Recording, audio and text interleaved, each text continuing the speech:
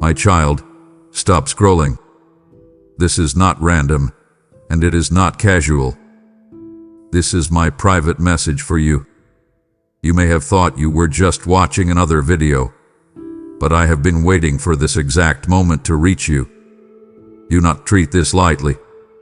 Do not let distraction pull you away. What I am about to say touches your decisions, your direction, and the next chapter of your life. Stay with me all the way to the end. Listen carefully. Lean in. Something inside you already knows this is different. If you walk away too soon, you may miss the very words you have been asking me to speak. Jay, let me finish. This moment was arranged, and what you do next matters. My child, I want you to slow down and sit with me here. I know your mind is often moving, always processing, always planning the next step or replaying the last one. But right now, I need your attention in a gentle way. Not because I am demanding it, but because this moment matters more than you realize. You think you came across this message the way you come across everything else, scrolling, searching, filling a quiet space. But you did not arrive here randomly. I have been aware of your inner unrest for a while now. I have watched the way your thoughts have circled the same concerns. I have seen how you tried to push certain feelings down just to make it through your day. And I chose this moment carefully. You did not click at the wrong time. You did not stumble into the wrong place. You are here because your heart has been asking questions you have not fully admitted out loud. I know the weight you have been carrying lately. I know the subtle ache that has followed you even when things on the outside look stable. You have been functioning, fulfilling responsibilities, showing up for others. But inside, you have been searching for something steadier, something that feels secure. I saw that search in you long before you recognized it yourself.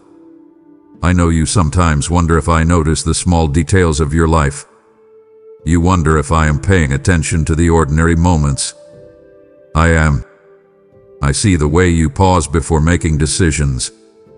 I see the hesitation when you doubt yourself. I see the quiet longing for reassurance. You may think your spiritual life has been inconsistent, that you have drifted in certain ways. Yet even in that drifting, I have not stepped away from you. I have been guiding you gently, arranging circumstances in ways you could not trace back to me. The conversations that stirred something in you, the unexpected delays that protected you, the subtle redirections you only understood later, those were not accidents. You are not overlooked. You are not navigating your life alone. I have been present in ways that do not always announce themselves loudly. And now, in this private space between you and me, I want you to understand something clearly. I brought you here because I care about where you are headed. You are not reading empty words. You are encountering intention. There is something deeply personal about this moment, even if you are sitting alone. You have been asking for clarity in ways that did not always look like prayer. Sometimes it came out as frustration. Sometimes it showed up as restlessness. Sometimes it was just a quiet thought before you fell asleep, wondering if there is more than the cycle you have been in. I heard all of it. You do not have to shape your words perfectly for me to understand you. I listen beneath the surface. You may not realize how often you have looked for a sign that I am still close. You told yourself you were being practical, realistic, focused on what you can control. But underneath that practicality, there has been a desire to know that your life is not unfolding by chance. You want assurance that there is purpose even in the slow seasons. I am giving you that assurance now. You are not misplaced. You are not behind. You are not wandering without direction.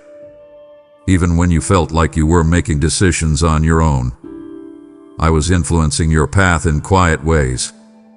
I did not force you. I guided you. There is a difference. You still had choices, and you still do. But I have been steady beside you, protecting you from outcomes that would have harmed you, and nudging you toward growth you did not initially welcome. You might look back at certain disappointments and still feel the sting. You might question why some things did not work out the way you hoped. I understand that. Yet I see what those outcomes prevented. I see the strain you were spared. I see the pain you avoided without realizing it. You are here because your life is still moving in the direction I intend for you. That does not mean everything hath been easy. It means you have not been abandoned in the difficulty. This message is not a random interruption. It is a reminder that you are known. You are seen. And you are being guided more closely than you think. My child, come closer in your heart for a moment. I want to speak about something you rarely let anyone touch. You have learned how to manage your image carefully. You know how to answer questions with a smile. You know how to say, "I'm fine," even when your thoughts feel tangled and heavy. You carry yourself with strength, and people often lean on you because you seem steady. But I see beneath that surface. I see the quiet cracks you try to seal before anyone notices. I see how tired you become from holding everything together. You may think you are protecting yourself by hiding the depth of your struggle, but the hiding itself has become exhausting. You have convinced yourself that if you let others see too much, they may pull away. So you edit your pain. You filter your fears. You soften your disappointments so they sound smaller than they are. Yet nothing about you is edited in my sight. I am not intimidated by your doubts. I am not disappointed by your weakness. I am not surprised by the emotions you try to suppress. I see your real heart, not the composed version you present. And I am not stepping back from it. You have nights when your mind replays conversations you wish had gone differently. You question your decisions. You second-guess your tone, your timing, your reactions. You wonder if you should have spoken up or stayed silent. That inner dialogue does not scare me. I understand how deeply you want to do well. I understand how much you care about being responsible, about being respected, about being enough. But I do not measure you by the way others respond to you. I measure you by the sincerity of your heart. And your heart, even when it is anxious, is still reaching for what is right. So let me say something plainly.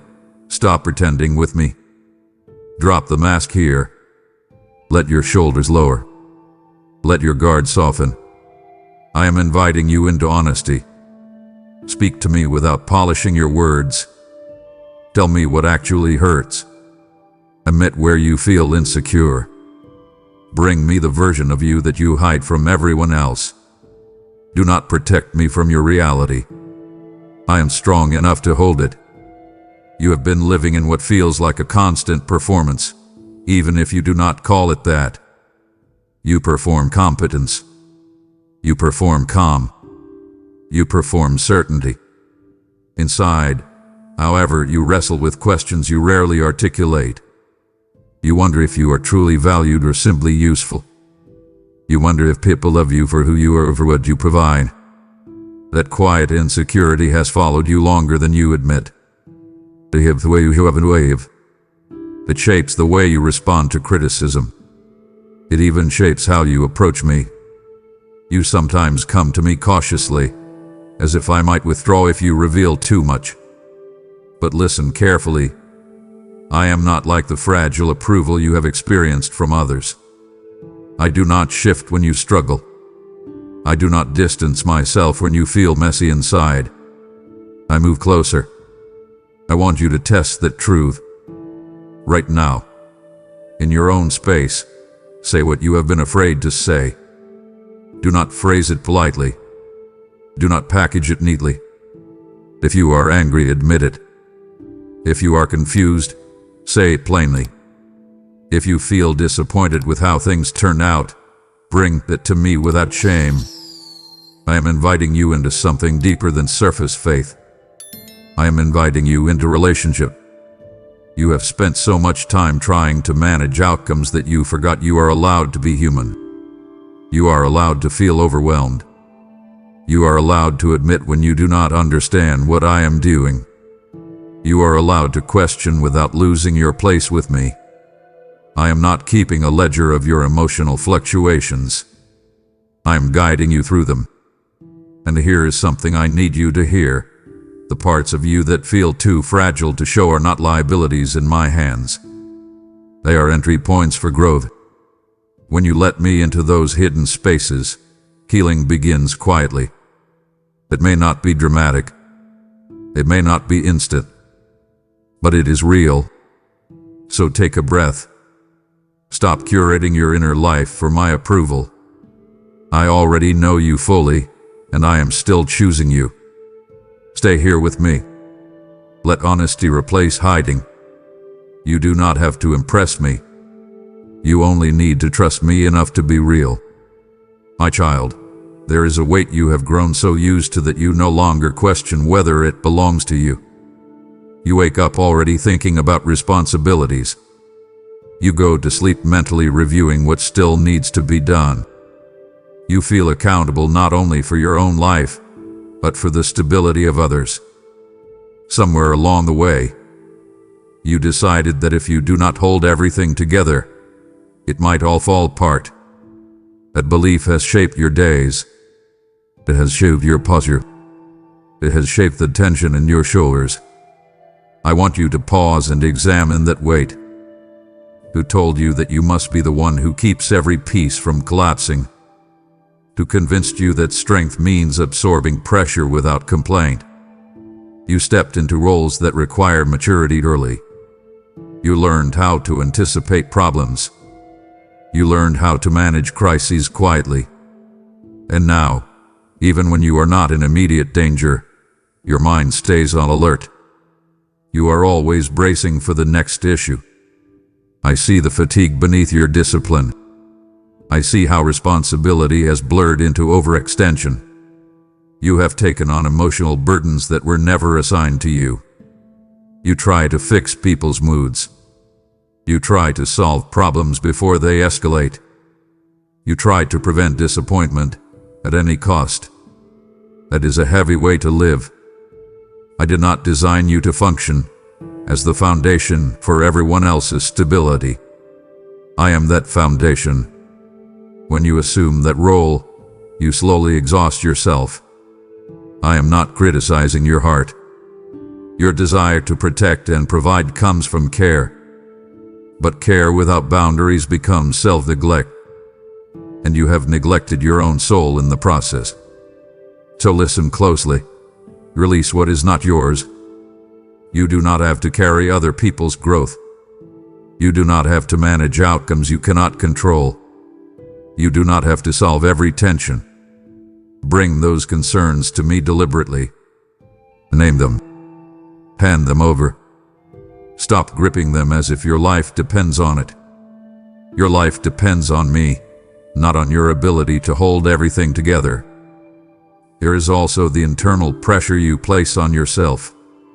You set standards that leave little room for grace. When you fall short of your own expectations, you speak to yourself more harshly than you would ever speak to someone you love. You replay mistakes and call it responsibility. But some of it is self-punishment disguised as accountability. You feel that if you are not hard on yourself, you might become careless. That is not true.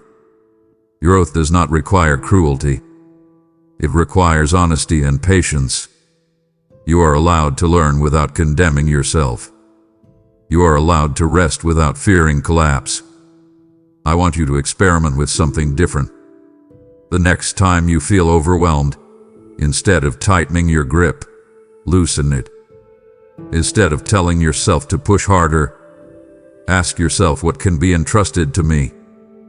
You have been living as if everything depends on your vigilance. That is an exhausting illusion. I am not asking you to abandon responsibility. I am asking you to redefine it. Responsibility includes knowing your limits. It includes recognizing that you are not the savior in every situation. That role belongs to me. When you try to occupy it, you feel pressure that was never meant for your shoulders. So here is my invitation, and I want you to take it seriously. Bring me the list that keeps you awake at night. Lay it before me intentionally. Speak it out if you need to. Then watch what happens when you stop clutching it. You may not see immediate changes in circumstances, but you will feel a shift inside. Peace begins when control loosens. I am not distant from your responsibilities. I am involved, but I need you to trust my involvement. You are not alone in this. You never were. Let me carry what has been crushing you. Step back just enough to breathe. I am still here, steady and capable, even when you finally admit you are tired. My child, I want you to lean into this gently because this part touches a wound you do not often admit is still open. You have prayed for things that did not happen. You have waited for doors that did not open. You have hoped for conversations that never came, opportunities that slipped past you, answers that seemed to stay silent. And somewhere along the way, you quietly began to wonder if the delay meant something about you. You told yourself you were being realistic, but underneath that realism there was a question that felt heavier than you liked to admit. You asked whether I was withholding something because you were not ready, not worthy, not disciplined enough. You did not say it out loud, but you felt it. You felt overlooked. You felt passed by. You felt as if time was moving, and you were standing still. I saw that shift in you. I saw how your confidence softened. I saw how your prayers became shorter, more cautious. You began protecting yourself from disappointment by expecting less. But listen carefully. Delay is not dismissal. Waiting is not rejection. Silence is not absence. You must let that settle into you. I need you to separate my timing from your interpretation. When something did not happen, you assumed the door was locked forever. You assumed you had missed the moment. But I was not closing you out. I was positioning you. There were details you could not see. There were intersections you were not prepared to navigate. There were consequences that would have quietly unraveled you if I had given you what you asked for too soon. You think you were ready because you wanted it. Wanting something does not always mean you are equipped to carry it. I saw the pressure attached to those blessings. I saw the weight behind the promotion, the relationship, the financial increase, the recognition. You saw the shine. I saw the strain. I did not withhold to punish you. I paused to protect you. So do not rewrite the story in your mind as if I turned my back on you. I was shielding you from storms you would not have survived in your earlier strength. Stay with me in this thought. Revisit the moments that hurt. Look again, but this time ask me to show you what I was guarding you from. Do not rush past this reflection. Sit with it. Let your perspective expand. You are not forgotten. You are being fortified. There is something else I want you to confront honestly. Part of the pain of delay was not just about the thing you wanted. It was about comparison. You watched others move forward. You saw announcements, milestones, celebrations. You measured your timeline against theirs and felt small. You wondered why their path seemed smooth while yours felt slow and uncertain. That comparison quietly distorted your view of me. You began to question my fairness. You questioned my involvement. I am not offended by your questions, but I want you to examine the assumption beneath them. You assumed that visible progress equals favor. You assumed that speed equals success. That belief has been shaping your frustration. Let me challenge it. What looks like acceleration in someone else's life often carries pressures you do not see. What appears effortless may be anchored to burdens you are not meant to carry. I tailor your journey specifically to you. I know your temperament. I know your strengths and your sensitivities. I know how deeply you feel and how seriously you take responsibility. If I rushed certain blessings into your hands, you would have carried them with anxiety instead of joy. You would have tried to maintain them through control rather than trust. I am not interested in giving you something that will steal your peace. I care about your internal stability more than your external status. So here is my invitation to you. Release the timeline you built in your head. Loosen your grip on how things should have unfolded. Stop using other people's lives as the measuring stick for yours. Instead, ask me what I am forming in you right now. Ask me what strength I am building quietly. You have grown in patience, even if you did not call it that. You have developed discernment through disappointment. You have learned to anchor yourself in me rather than in immediate outcomes. That growth matters more than you realize. The delay shaped you. It stretched you and deepened you. And now you are standing stronger than you were before, even if you do not fully see it yet. Do not despise the waiting season. It carried intention. It carried instruction. It carried preparation. And when the next door opens, you will walk through it with steadiness instead of panic. Trust me in this. Let go of the narrative that you were rejected. You were being readied. My child, I want to speak about something you rarely revisit because it feels too vulnerable. There were nights when you cried quietly, hoping no one would hear. You turned your face into the pillow. You stared at the ceiling in the dark. You replayed words that cut deeper than you expected. You carried grief you did not know how to explain. Those tears felt small in a moment, almost embarrass you. You told yourself to get over it. You told yourself others had it worse. But I was there in that room with you. I saw the way your chest tightened. I saw how you tried to steady your breathing so you would not fall apart completely. I want you to understand something clearly. None of that was wasted. Pain that is brought before me does not disappear into nothing. It becomes part of the shaping process. It softens parts of you that might have hardened. It deepens your empathy. It refines your perspective. When you were crying, you felt weak. But in those moments, something strong was forming inside you. You were learning endurance in quiet ways. You were discovering that you could survive emotions that felt overwhelming at first. You did not break, even when it felt like you might. That resilience matters. You may not celebrate it, but I do. I collected every tear, not in a literal container, but in my awareness and care. I did not look away from your sorrow. I did not grow impatient with your grief. I stayed. You often think I am closest when you are doing well, when your faith feels confident and clean. But I am just as present in your confusion and your sadness. In fact, those moments often open your heart more honestly. When you are hurting, you drop pretenses. You come to me without performance. And that honesty draws me nearer. So do not rewrite your past as if those crying nights were meaningless.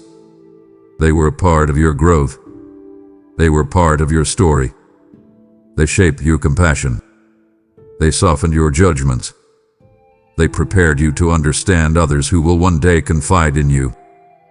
There is something I want you to do now. Think about one of those nights. Do not rush past it. Recall the emotion, not to relive the pain, but to see it differently. Notice that you survived it. Notice that you are still here. The thing that felt unbearable did not destroy you. It changed you, yes, but it did not end you. You are stronger than you realized in that moment. And here is what I need you to hear. your tears moved me, not because I am fragile, but because I care deeply about what touches you. When you feel dismissed by others, when your pain is minimized, I am not minimizing it. I take your emotions seriously. I take your disappointment seriously. I take your heartbreak seriously. You do not have to toughen yourself to earn my respect. I respect your vulnerability. I respect the courage it takes to feel deeply in a world that often rewards detachment. So stop shaming yourself for being affected. Stop labeling yourself as overly sensitive. Your sensitivity is part of your design. It allows you to love sincerely. It allows you to notice what others overlook. Yes, it also means you feel pain intensely. But I am with you in that intensity. And here is my command to you. Do not numb yourself to avoid future hurt. Do not close your heart to protect it. Bring your wounds to me instead. Let me tend to them. Let me heal them gradually. Healing is not dramatic most of the time. It is subtle. It unfolds in quiet ways. But it is real. Your tears were not wasted. They were seeds in soil you could not see at the time.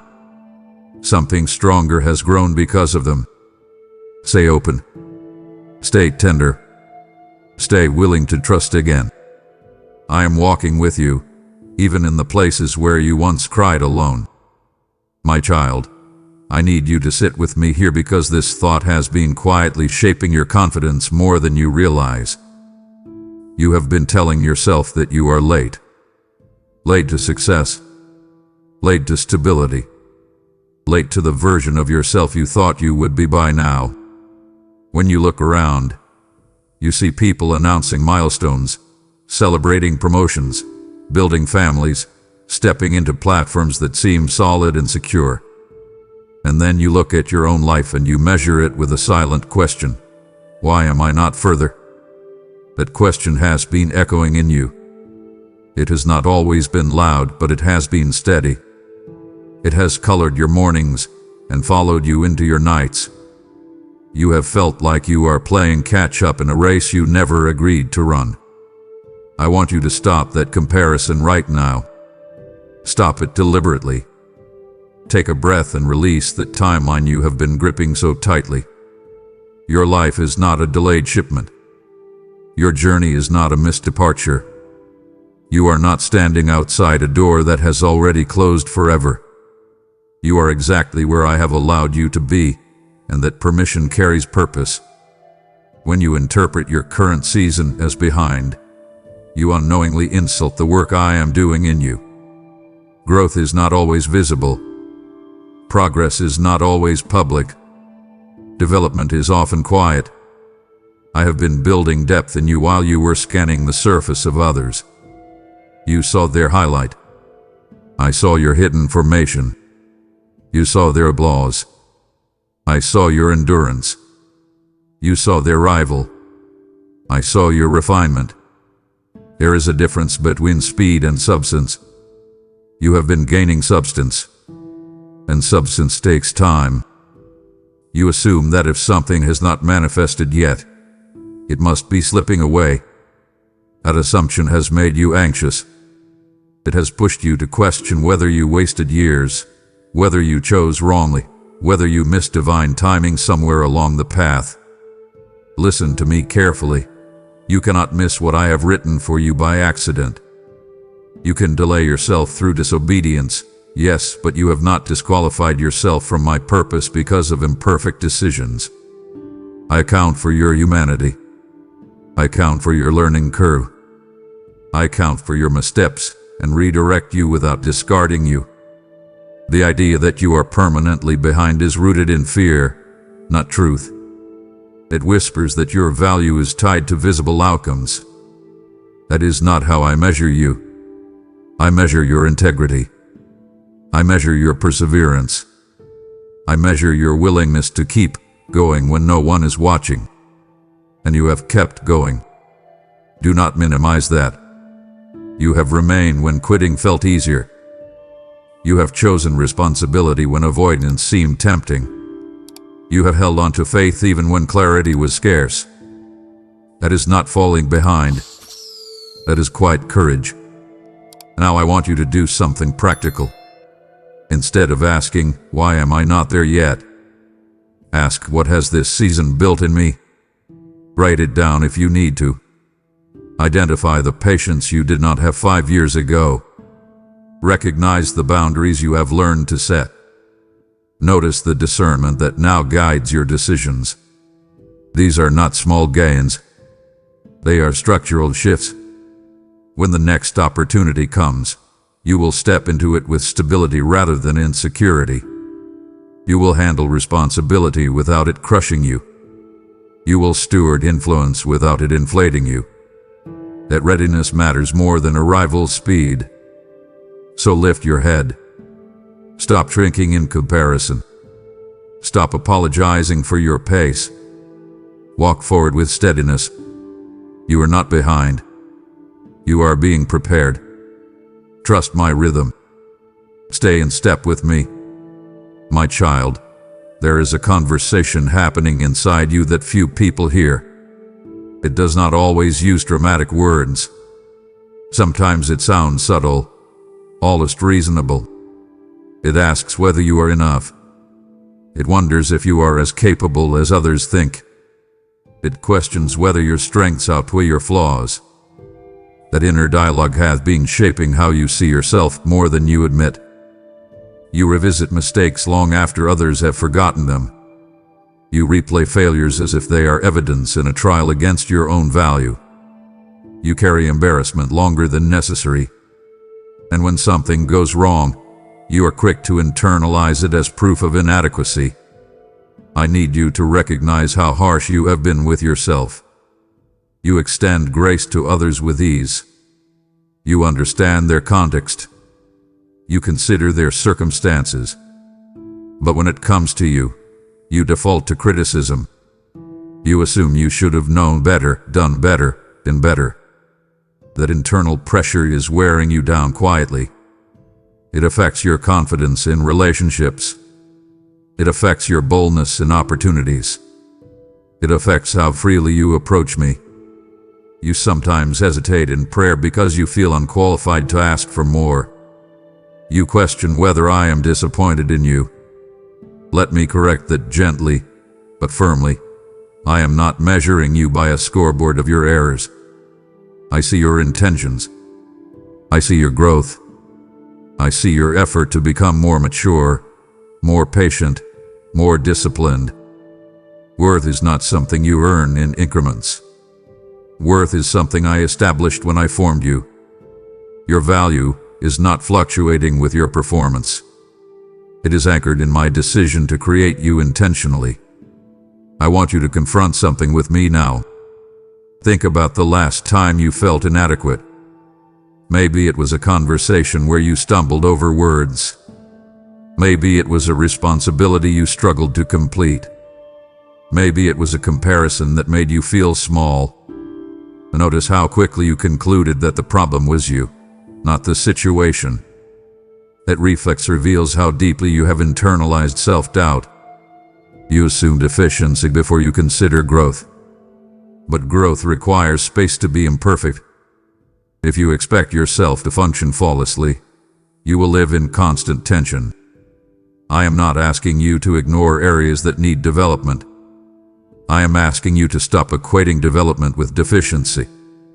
There is a difference. When I correct you, I do it to refine you, not to shame you. Shame shrinks you. Conviction strengthens you. Learn to distinguish between the two. And here is my invitation. Speak to yourself the way I speak to you. When you fail, say, "I am learning." When you stumble, say, "I am growing." When you feel insecure, bring that insecurity to me instead of burying it. Do not let it harden into identity. Your worth does not diminish because you are still becoming. You are allowed to evolve. You are allowed to be in process. You are allowed to be unfinished. I am not surprised by your humanity. I designed it. So lift your eyes. Stop shrinking your dreams because you doubt your capacity. I am with you in your growth. I will supply what you lack.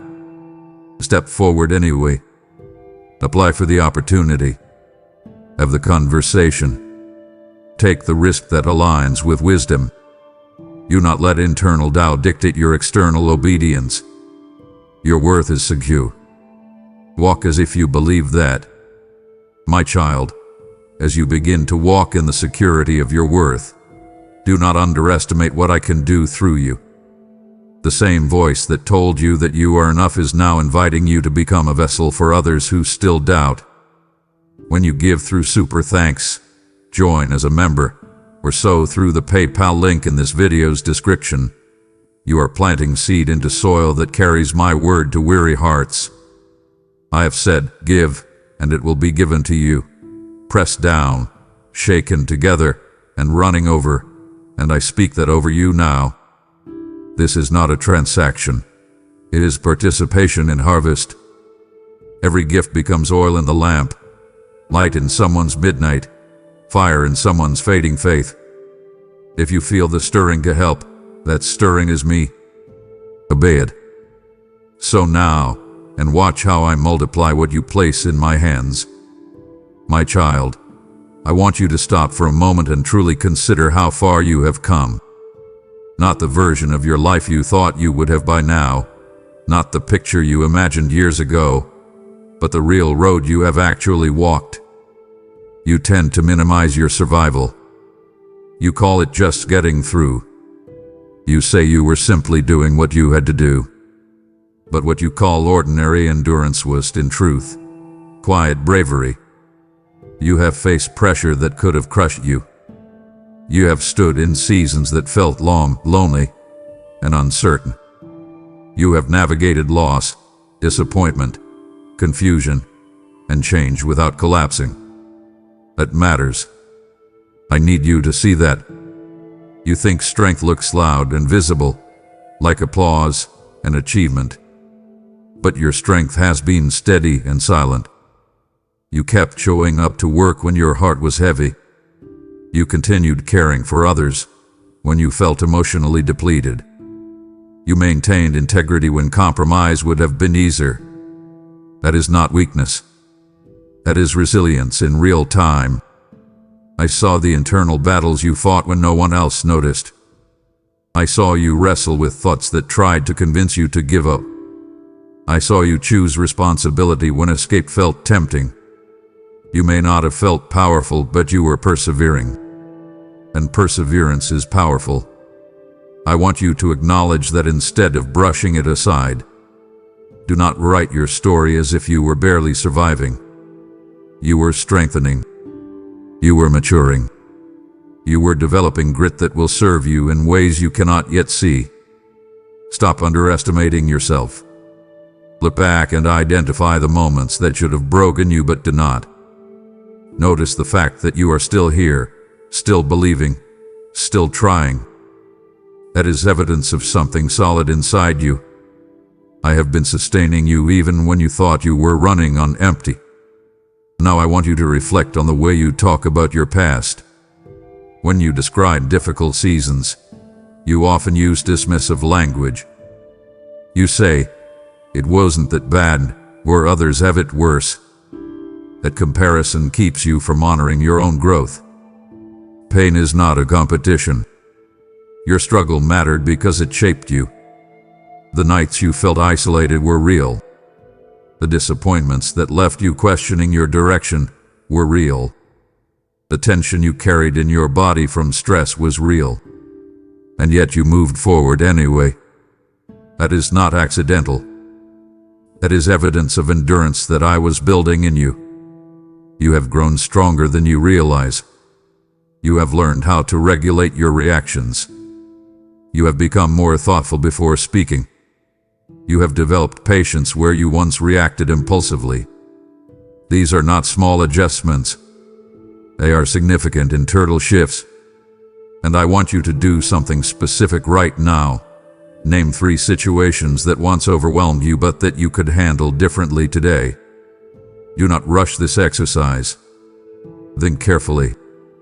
You are not the same person you were back then. You have depth now. You have discernment now. You have boundaries now. That is progress.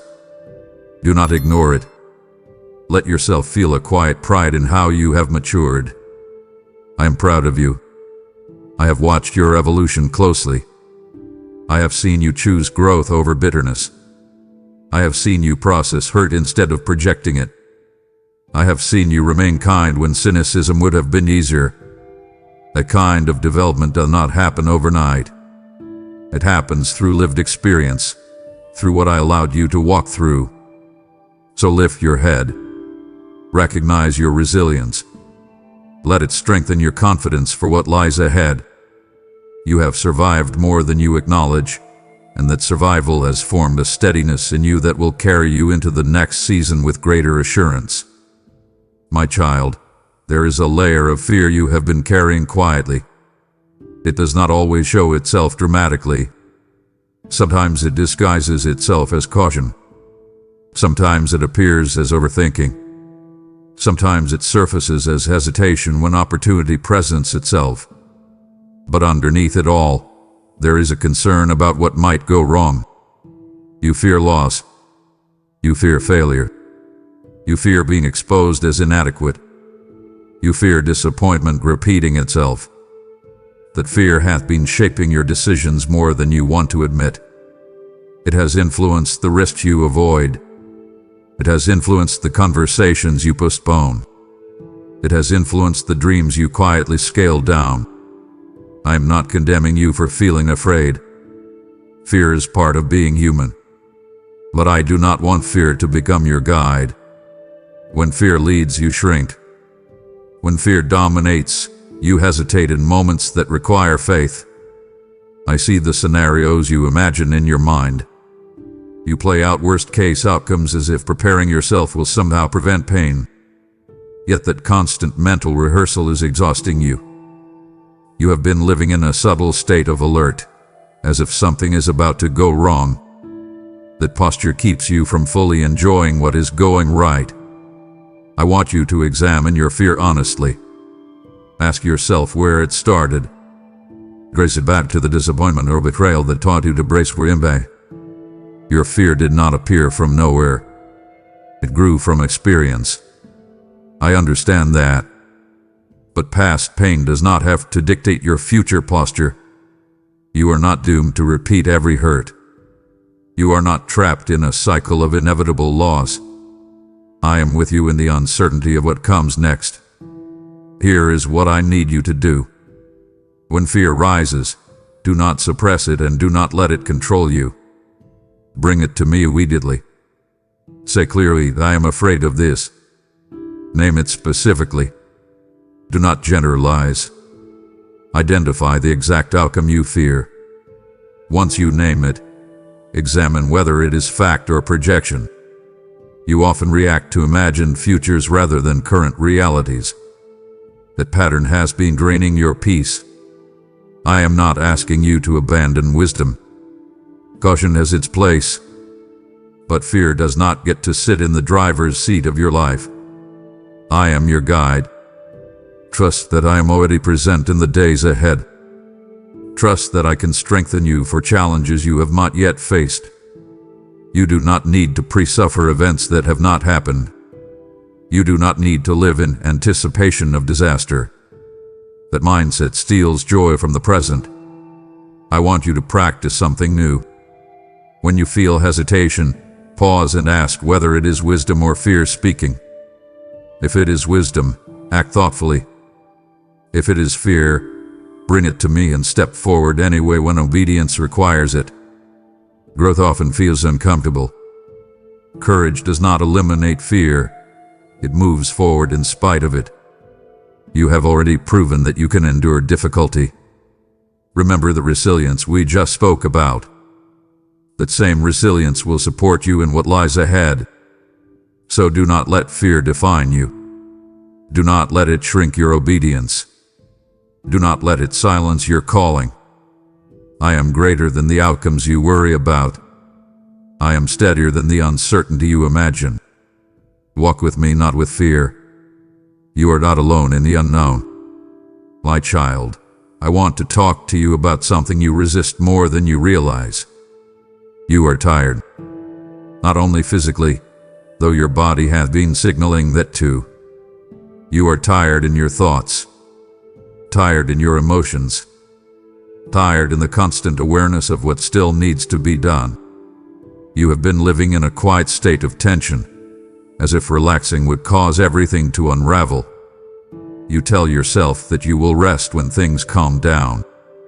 You promise yourself that once the next deadline passes, once the next problem resolves, once the next responsibility is handled, then you will finally exhale. But the list keeps growing. The calm keeps moving further away, and you keep postponing restoration. I need you to hear me clearly. You are allowed to rest now. Not when everything is perfect. Not when every loose end is tied. Now, you were not designed to operate in perpetual pressure. Even the strongest structure will crack under constant strain. I did not create you to function like a machine. You have limits. Those limits are not flaws. They are boundaries that protect you. When you ignore them, you do not become stronger. You become depleted. You have equated rest with weakness for too long. You think slowing down means you are falling behind. You think pausing means you are failing. But rest is not retreat. Rest is renewal. When you step back intentionally, you allow clarity to return. When you pause, your thoughts untangle. When you breathe deeply, your body recalibrates. I want you to practice this instead of resisting it. Close your eyes for a moment. Loosen your shoulders. Notice how tightly you have been holding yourself. You carry invisible weight even in stillness. Release it. You do not need to prove your worth through exhaustion. You do not need to earn my approval through constant effort. My love for you is not measured by your productivity. It is steady, regardless of how much you accomplish. So stop striving for a moment. Sit with me. Let silence feel safe instead of threatening. I am not withdrawing from you when you rest. I am meeting you there. There is also a deeper layer to your fatigue. It is not just about tasks. It is about control. You have been trying to anticipate every outcome. You scan for potential problems before they happen. You rehearse conversations in your mind. You calculate risks repeatedly. That mental vigilance is exhausting. You call it responsibility, but sometimes it is anxiety dressed in discipline. I am not criticizing your diligence. I see your desire to do well. But constant mental alertness is not sustainable. It robs you of peace in the present. You cannot solve tomorrow by obsessing over it today. I am already in tomorrow. Trust that. You do not need to mentally live in every possible scenario. Instead, practice trust deliberately. When you notice your thoughts spiraling, interrupt them. Say my name. Redirect your focus. Remind yourself that you are not carrying your future alone. I want you to build a new habit. When you feel pressure rising, choose pause over panic. Choose prayer over projection. Choose surrender over striving. That shift will not happen instantly, but it will happen gradually if you commit to it. Rest is an act of faith. It says you believe I am capable of sustaining what you cannot control. So tonight, do something small but intentional. Turn off the noise earlier than usual. Step away from your devices. Sit quietly, even if it feels unfamiliar. Invite my presence into that stillness. You will discover that peace is not earned through effort. It is received through trust. You are allowed to rest. You are invited to rest. And I am waiting to meet you in that quiet space. My child, there are names and memories that still tighten something inside you. You have moved forward outwardly. You have continued functioning. But certain wounds remain tender. When you think about specific moments, your body reacts before your mind does. There is a subtle tension in your chest, a flash of anger, a wave of sadness.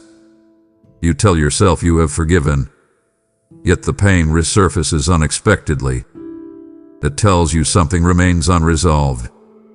I want you to understand what forgiveness truly is, because you have misunderstood it in ways that have kept you bound. Forgiveness is not pretending the hurt did not happen. It is not excusing harmful behavior. It is not minimizing your own pain. Forgiveness is releasing your right to carry the burden of revenge or resentment. When you hold on to anger, it feels powerful at first. It feels protective. It feels justified. But over time, it becomes heavy. It occupies mental space. It influences your reactions. It makes you cautious in new relationships. It shapes your expectations. You do not realize how much energy you spend guarding against repetition of the same hurt. That guardedness is understandable, but it is limiting. I do not want you living in constant defense mode. I want you free. Freedom does not come from pretending nothing happened. It comes from entrusting justice to me. I see what was done to you. I see the betrayal. I see the disrespect. I see the broken promises. You do not need to convince me that it mattered. It did. But you are not responsible for balancing the scales. I am. When you cling to resentment, you are carrying something that was never assigned to you. It keeps you tied to the moment that hurt you. Release it. Not because the other person deserves it, but because you deserve peace. Forgiveness is a process, not a single emotional decision. Some days you will feel resolved. Other days the memory will resurface sharply. In those moments, choose again. Choose to let go again. Speak it clearly if you need to. I release these. You may not feel immediate relief, but repetition in this context is healing, not performance. Do not confuse forgiveness with reconciliation. Boundaries are still wise. Distance may still be necessary. You can forgive without reopening access. I am not asking you to put yourself back into harm's way. I am asking you to stop allowing past harm to dictate your internal climate. When resentment lingers, it colors your present. It makes you suspicious. It makes you guarded. It keeps you from trusting fully. That is not how I want you to live. I want your heart open, not armored. I want you to experience relationships without constant fear of repetition. So bring me the names you struggle with. Bring me the moments that still sting. Speak them honestly. Then consciously hand them to me.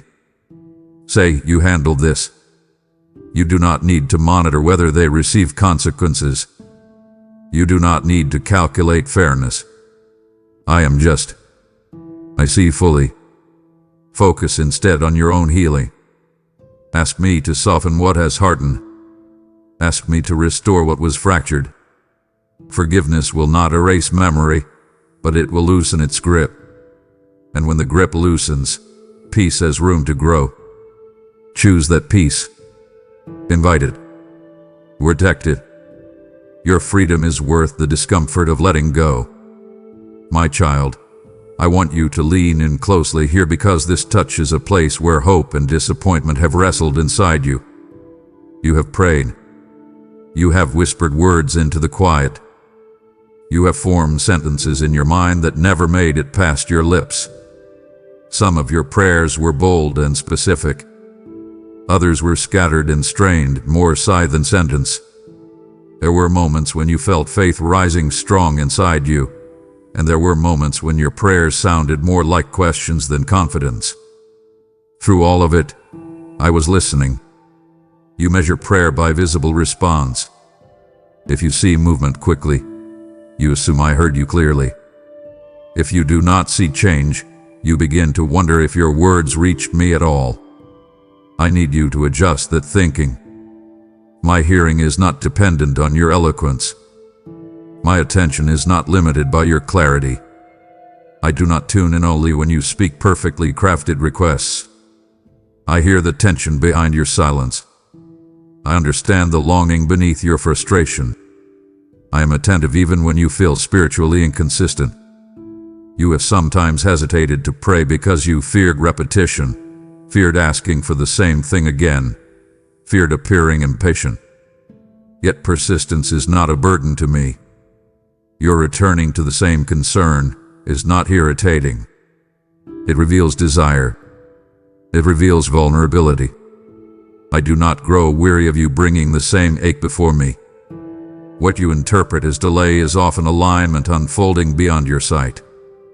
There are pieces moving that you cannot see. Conversations shifting.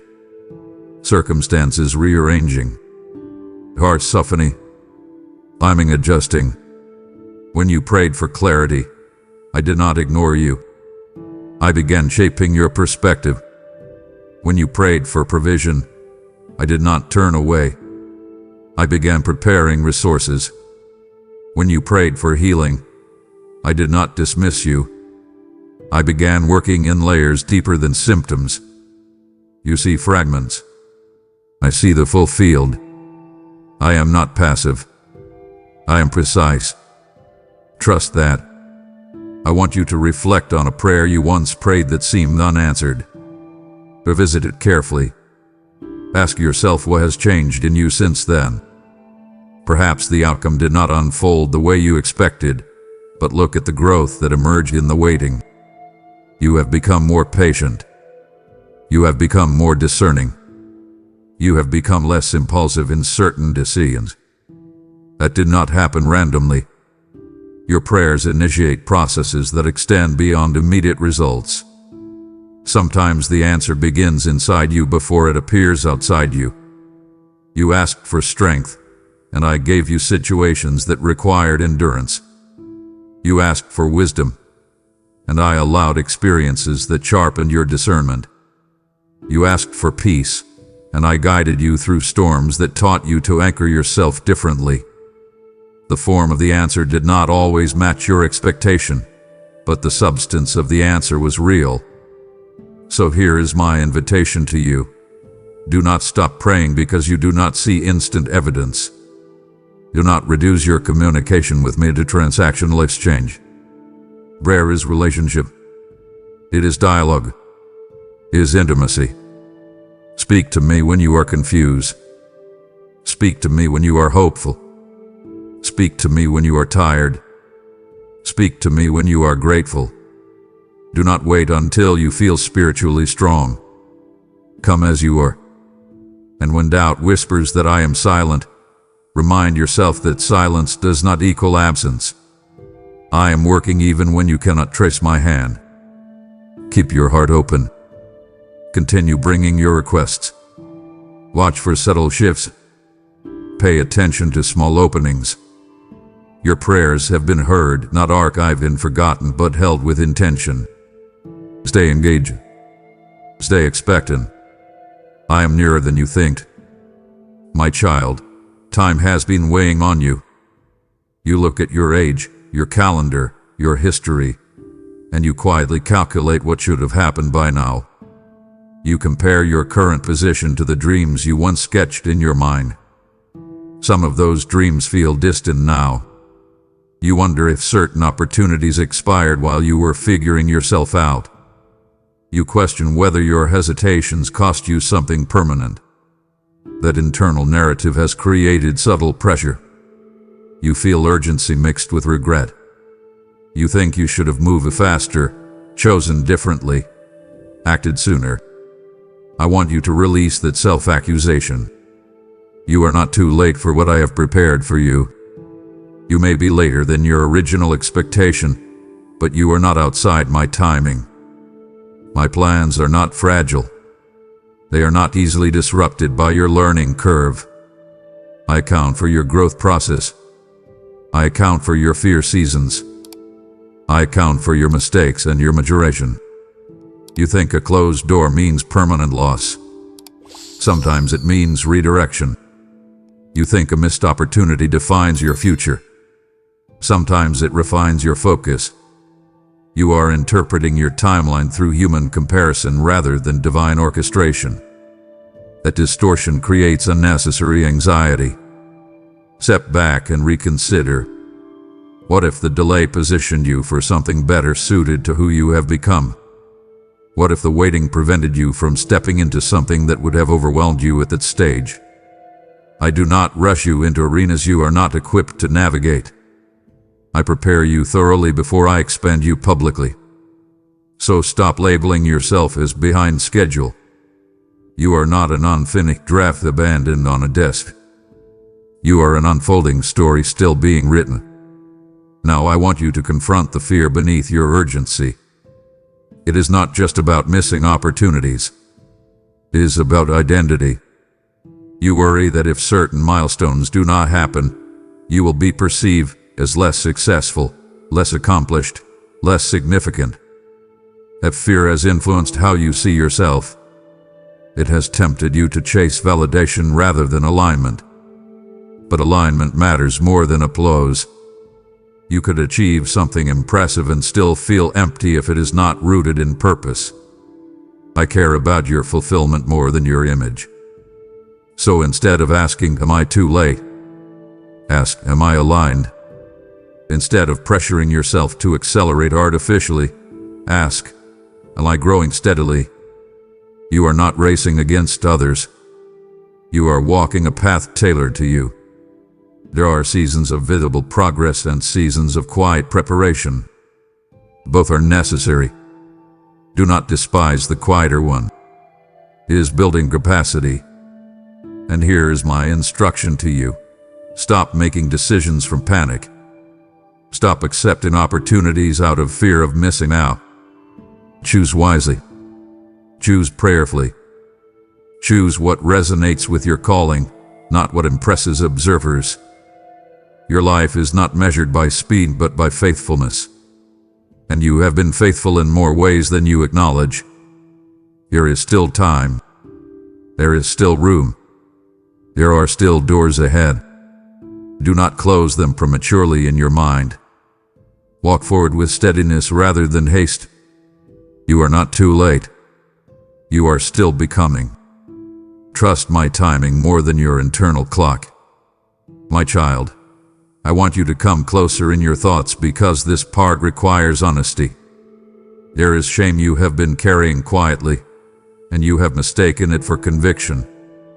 You replay certain memories and feel your chest dying. You remember words you spoke in anger, choices you regret, seasons when you wandered further than you intended. When those memories surface, your mind does not simply observe them, it accuses you. It labels you.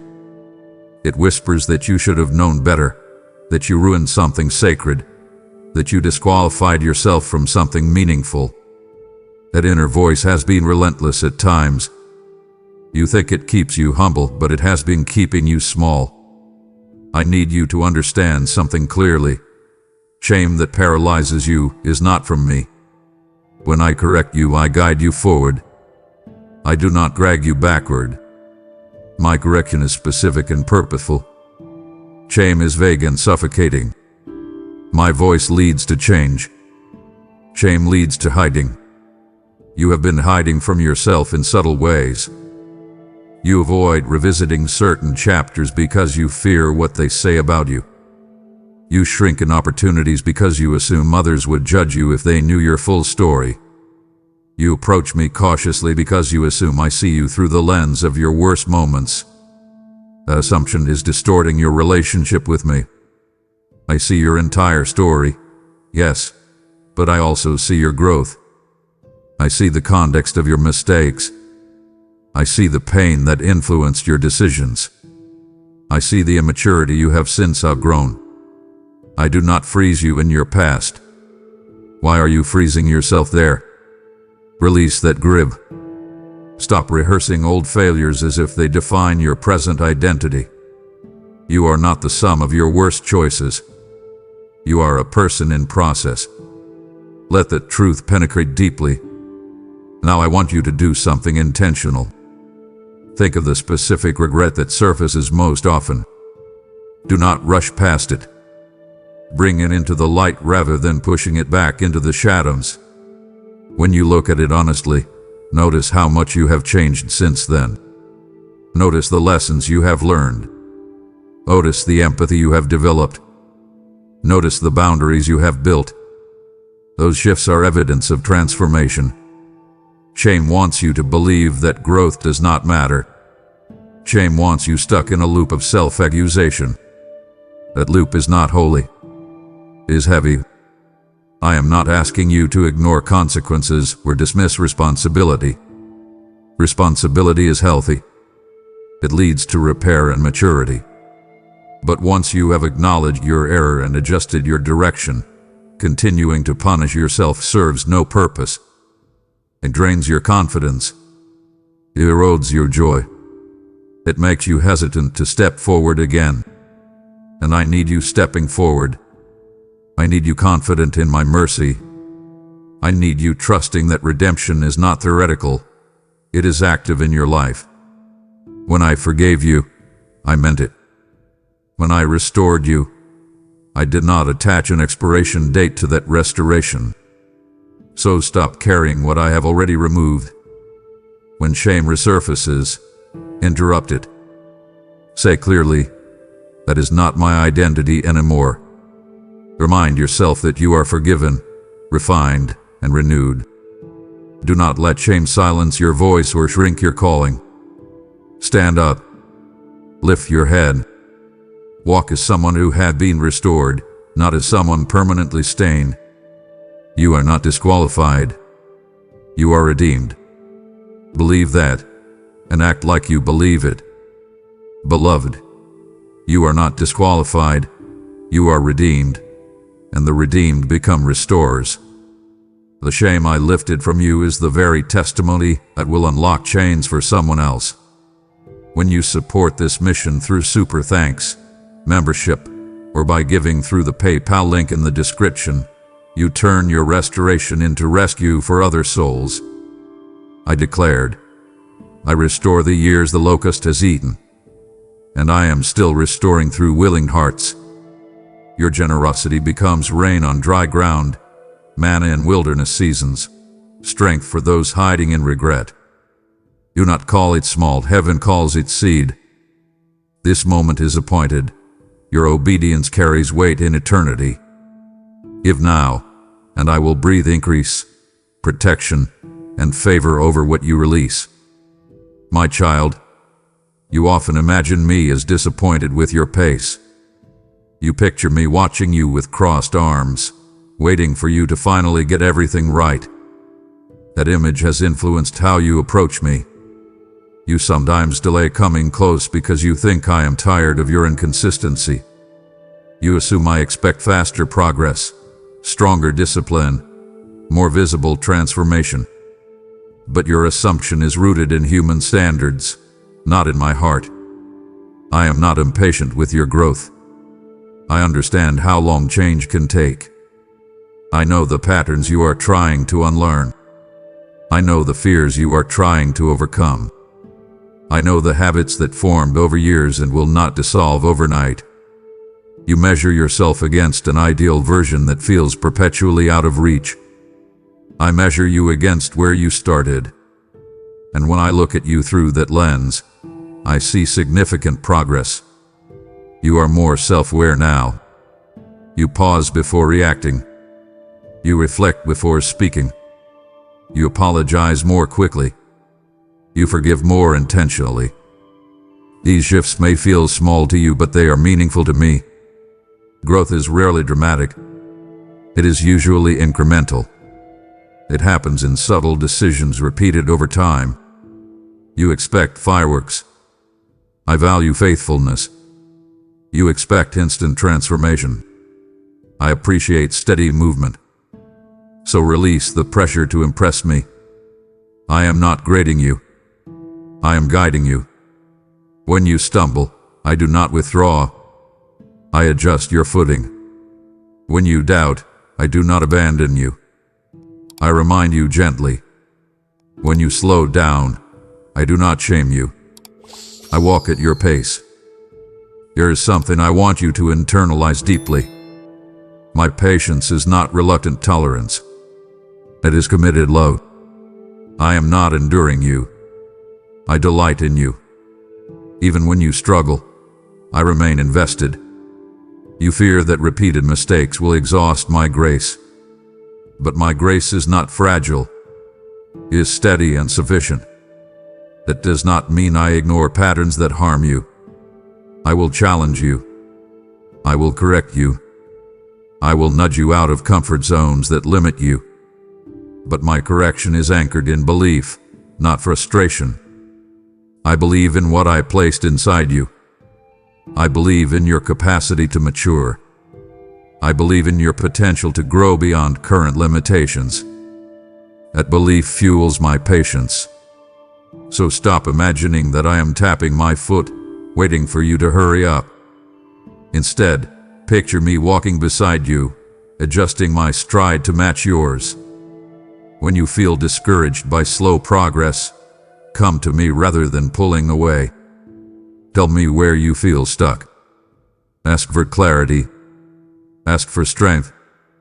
Do not hide because you think I expect perfection. I expect sincerity. I expect willingness. And you have shown both. Continue showing up. Continue trying. Continue leaning in. Your growth is unfolding, even when you cannot see it clearly. Trust that I am patient, not passive. I am actively shaping you with care, and I am not going anywhere while you learn. My child, I want you to lift your eyes for a moment and look beyond the weight of your current responsibilities. You have been serious for a long time. Careful, mattered, responsible. You learned how to carry burdens early, and somewhere along the path you began to associate maturity with heaviness. You became the steady one, the dependable one, the one who thinks ahead and braces for impact. That strength has served you well, but it has also cost you something. You have slowly drifted away from lightness. Not irresponsibility, not carelessness, but simple joy. There was a time when you laughed more freely. There was a time when hope felt natural instead of calculated. There was a time when you dreamed without immediately analyzing the risk. I have not forgotten that version of you, and you have not lost it permanently. It has simply been overshadowed by survival mode. You have been living in protect and proceed posture for so long that joy feels unfamiliar, almost unsafe. You wonder if allowing yourself to feel deeply happy will make you vulnerable to disappointment. So you temper your expectations. You soften your excitement. You brace before good news fully lands. That guardedness has kept you from some pain, yes, but it has also dulled your delight. I did not design you to live in emotional gray. I formed you with the capacity for color, warmth, wonder. I want you to begin believing again that joy is not naive. It is strength expressed differently. Joy does not ignore reality. It transcends it. It allows you to hold difficulty and still notice beauty. And I am inviting you back into that space. Do not dismiss this as unrealistic. Do not assume your life is too complex for lightness. I am telling you clearly, there is still joy ahead for you. Not shallow happiness dependent on perfect circumstances, but deep, durable joy that can coexist with responsibility. And now listen carefully. I need you to participate in this shift. Joy will not always arrive unannounced and overpowering. Sometimes it enters quietly and waits for your permission. You have to allow it. When something good happens, let yourself feel it fully instead of immediately anticipating loss. When you experience a moment of peace, do not rush to fill it with worry. When you laugh, do not analyze it. Stay present. Breathe in. That is not denial. That is gratitude. I want you to intentionally create space for joy.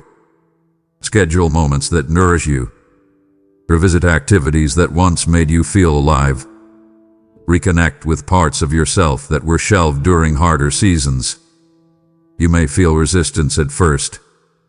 That resistance is old fear trying to maintain control. Gently challenge it.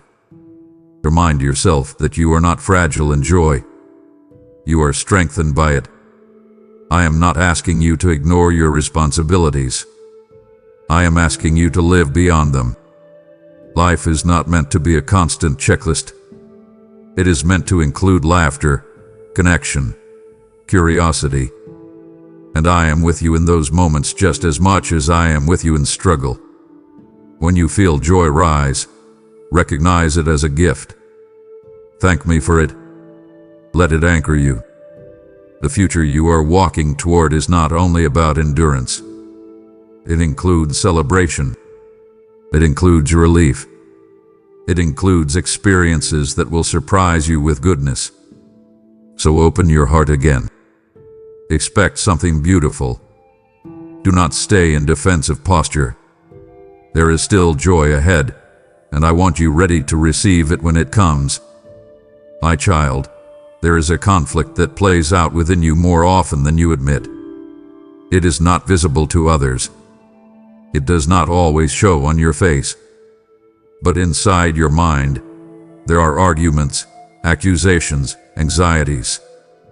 Thoughts rise that question your competence, your future, your stability. Sometimes they come quietly. Other times they rush in forcefully, like a sudden storm. You have tried to manage them alone. You have attempted to reason your way out of spirals. You have distracted yourself, stayed busy, pushed forward. But the mental noise returns. I want you to know first that I see this battle clearly. You are not weak because your mind feels chaotic at times. You are human. Your thoughts are influenced by past wounds, present pressures, and imagined futures. The enemy of your peace often operates in suggestion, not in spectacle. He plants seeds of doubt and waits for you to water them with rumination. And you have, at times, watered them without realizing it. You revisit negative scenarios repeatedly. You rehearse conversations that have not happened. You anticipate rejection before it occurs. That repetition strengthens fear pathways in your mind. I do not want you living under constant internal tension. I want you free. That freedom begins with awareness. Notice your thought patterns. Pay attention to what you consistently assume about yourself and others. When a thought arises that diminishes your worth or magnifies disaster, you not accept it automatically. Examine it. Challenge it. Bring it to me.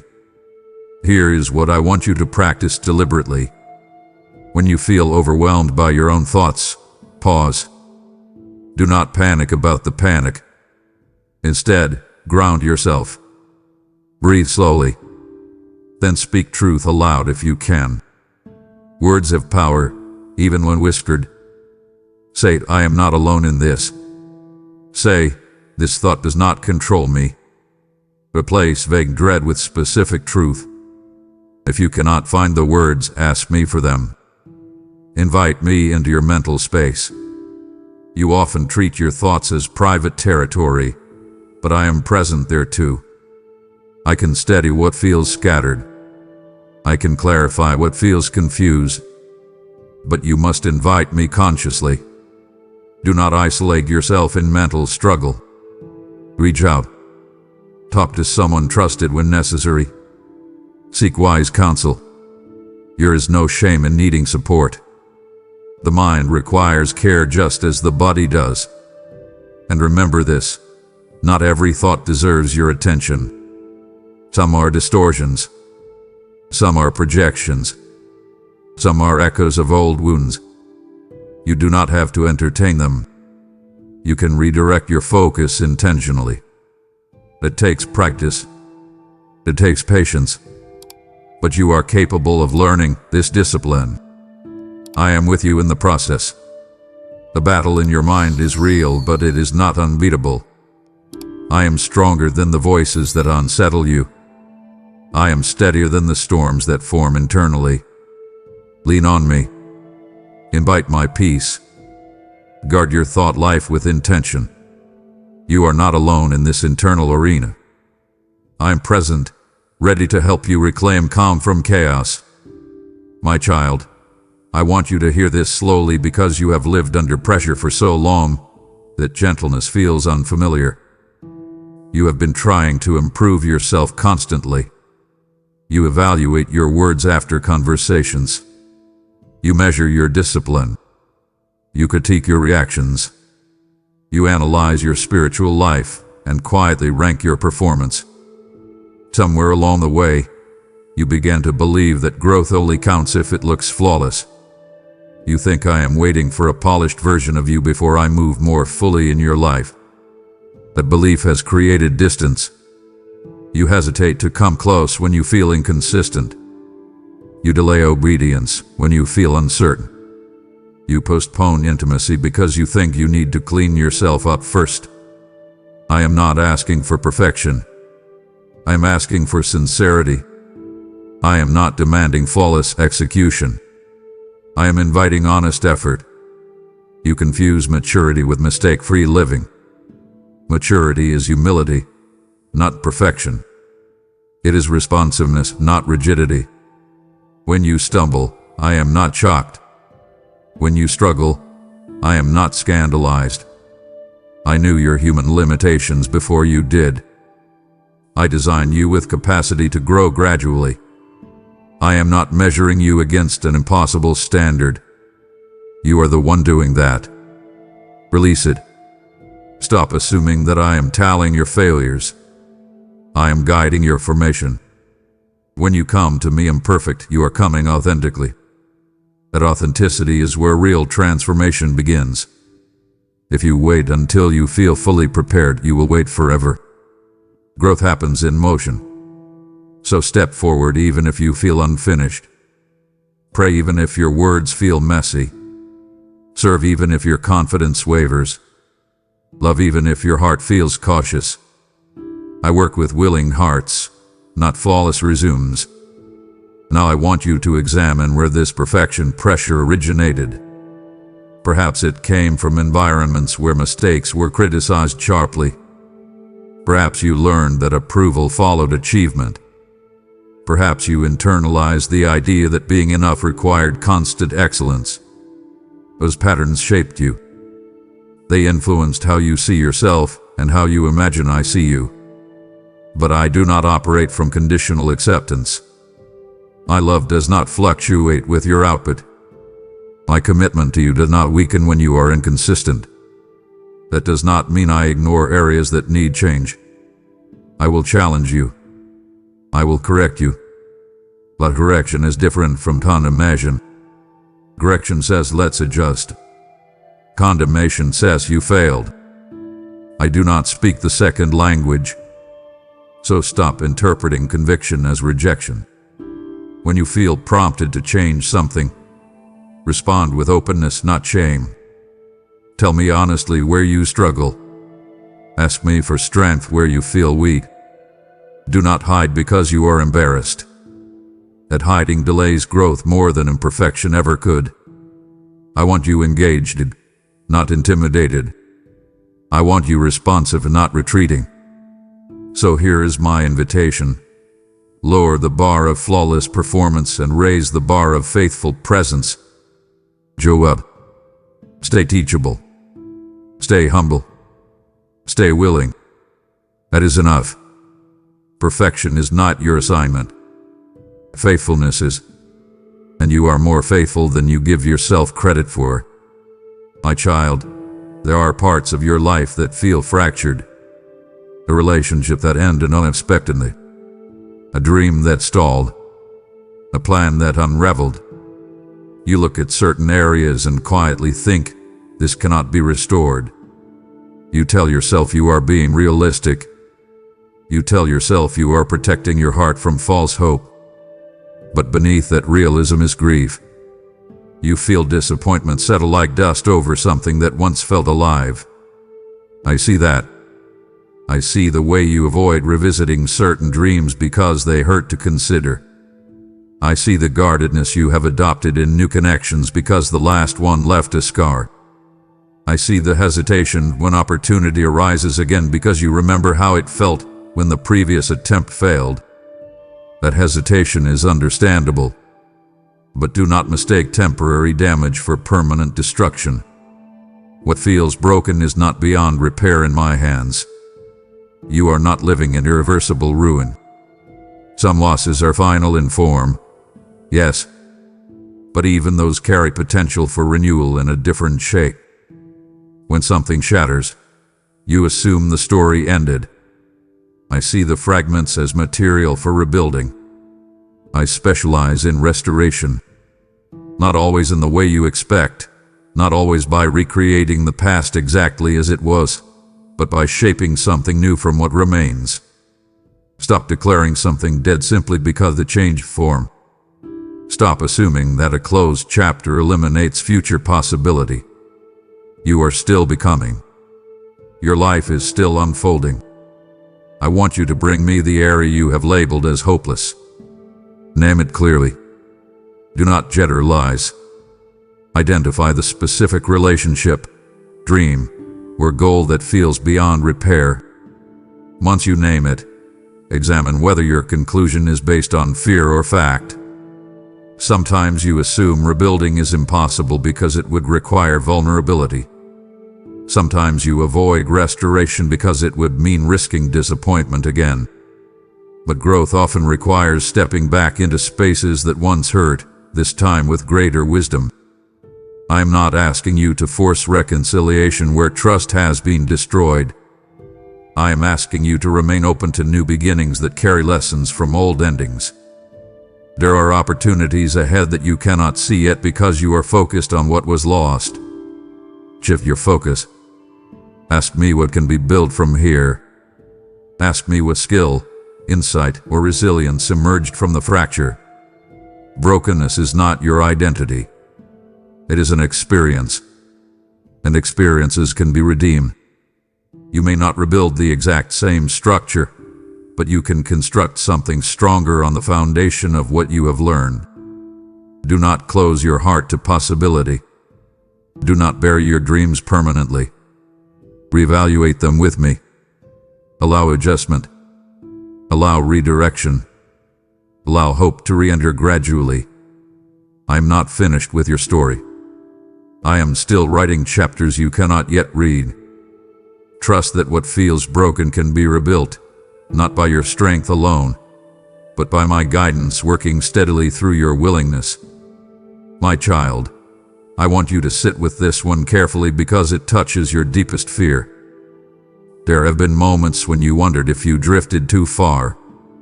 You questioned whether your inconsistency created distance between us. You felt seasons where your focus was scattered, where your priorities shifted, where your devotion felt diluted.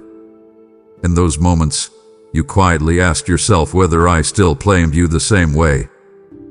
You worried that perhaps I had stepped back, disappointed, allowing you to figure things out alone. The thought has unsettled you more than you admit. Let me correct it plainly. You are still mine. Not conditionally. Not temporarily. Not until your next mistake. You are mine because I chose you long before you understood what that meant. My commitment to you is not fragile. It does not weaken when your emotions fluctuate. It does not dissolve when your discipline wavers. It does not retract when your faith feels thin. You measure belonging by performance. I measure it by covenant. When you felt distant, I did not release you. When you felt distracted, I did not abandon you. When you felt spiritually dry, I did not withdraw my hand. I remained steady. You may have turned your attention elsewhere for a season, but my attention never left you. That truth is not sentimental, it is solid. You belong to me in the quiet and in the chaos. You belong to me in clarity and in confusion. You belong to me when you feel strong and when you feel fragile. Stop questioning that foundation. Stop testing whether I will walk away. I am not looking for reasons to disown you. I am looking for ways to draw you closer. Now I want you to examine how this truth changes your posture. If you truly believe you are mine, your fear of rejection begins to loosen. Your anxiety about disappointing me begins to soften. Your hesitation in approaching me begins to fade. You do not need to rehearse apologies before speaking to me.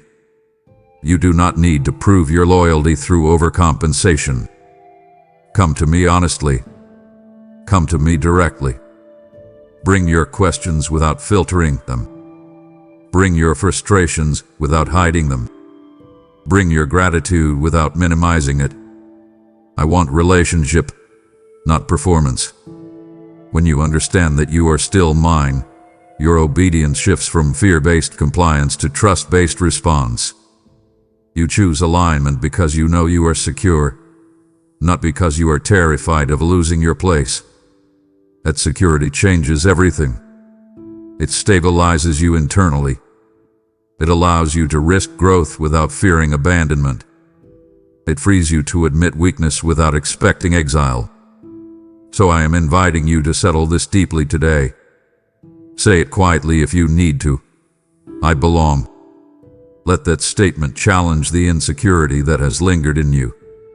Let it confront the doubt that whispers you are on probation. You are not on probation. You are in relationship. And I am not stepping away. Stay anchored in that truth.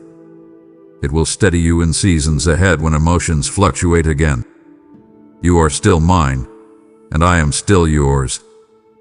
Hold on to that. My child, there has been a long stretch of endurance behind you. You have navigated responsibility after responsibility. You have faced internal battles and external pressures. You have felt the weight of uncertainty, the strain of waiting, the challenge of growth. That season has shaped you profoundly. But I need you to prepare your heart because something is shifting. Change does not always announce itself with loud signals. Sometimes it begins subtly, like a quiet current beneath still water. You may not yet see dramatic evidence, but the internal landscape is already adjusting. You have noticed small signs, even if you dismiss them. A new clarity emerging in decisions. A fresh confidence rising in conversations. An opportunity appearing where there was once silence. These are not random developments. They are indicators. I am moving you forward. The endurance phase has produced strength. The refining phase has produced depth. Now you are approaching a transition. Do not cling to the familiarity of struggle simply because it is known. Sometimes you become accustomed to hardship and unconsciously expect it to continue. That expectation can blind you to breakthrough. I want you alert. I want you receptive. Pay attention to subtle openings. Notice when doors feel lighter to push. Recognize when connections align naturally. Do not dismiss these shifts as coincidence. I am orchestrating change gradually, intentionally, precisely. Now I need you to cooperate with this transition.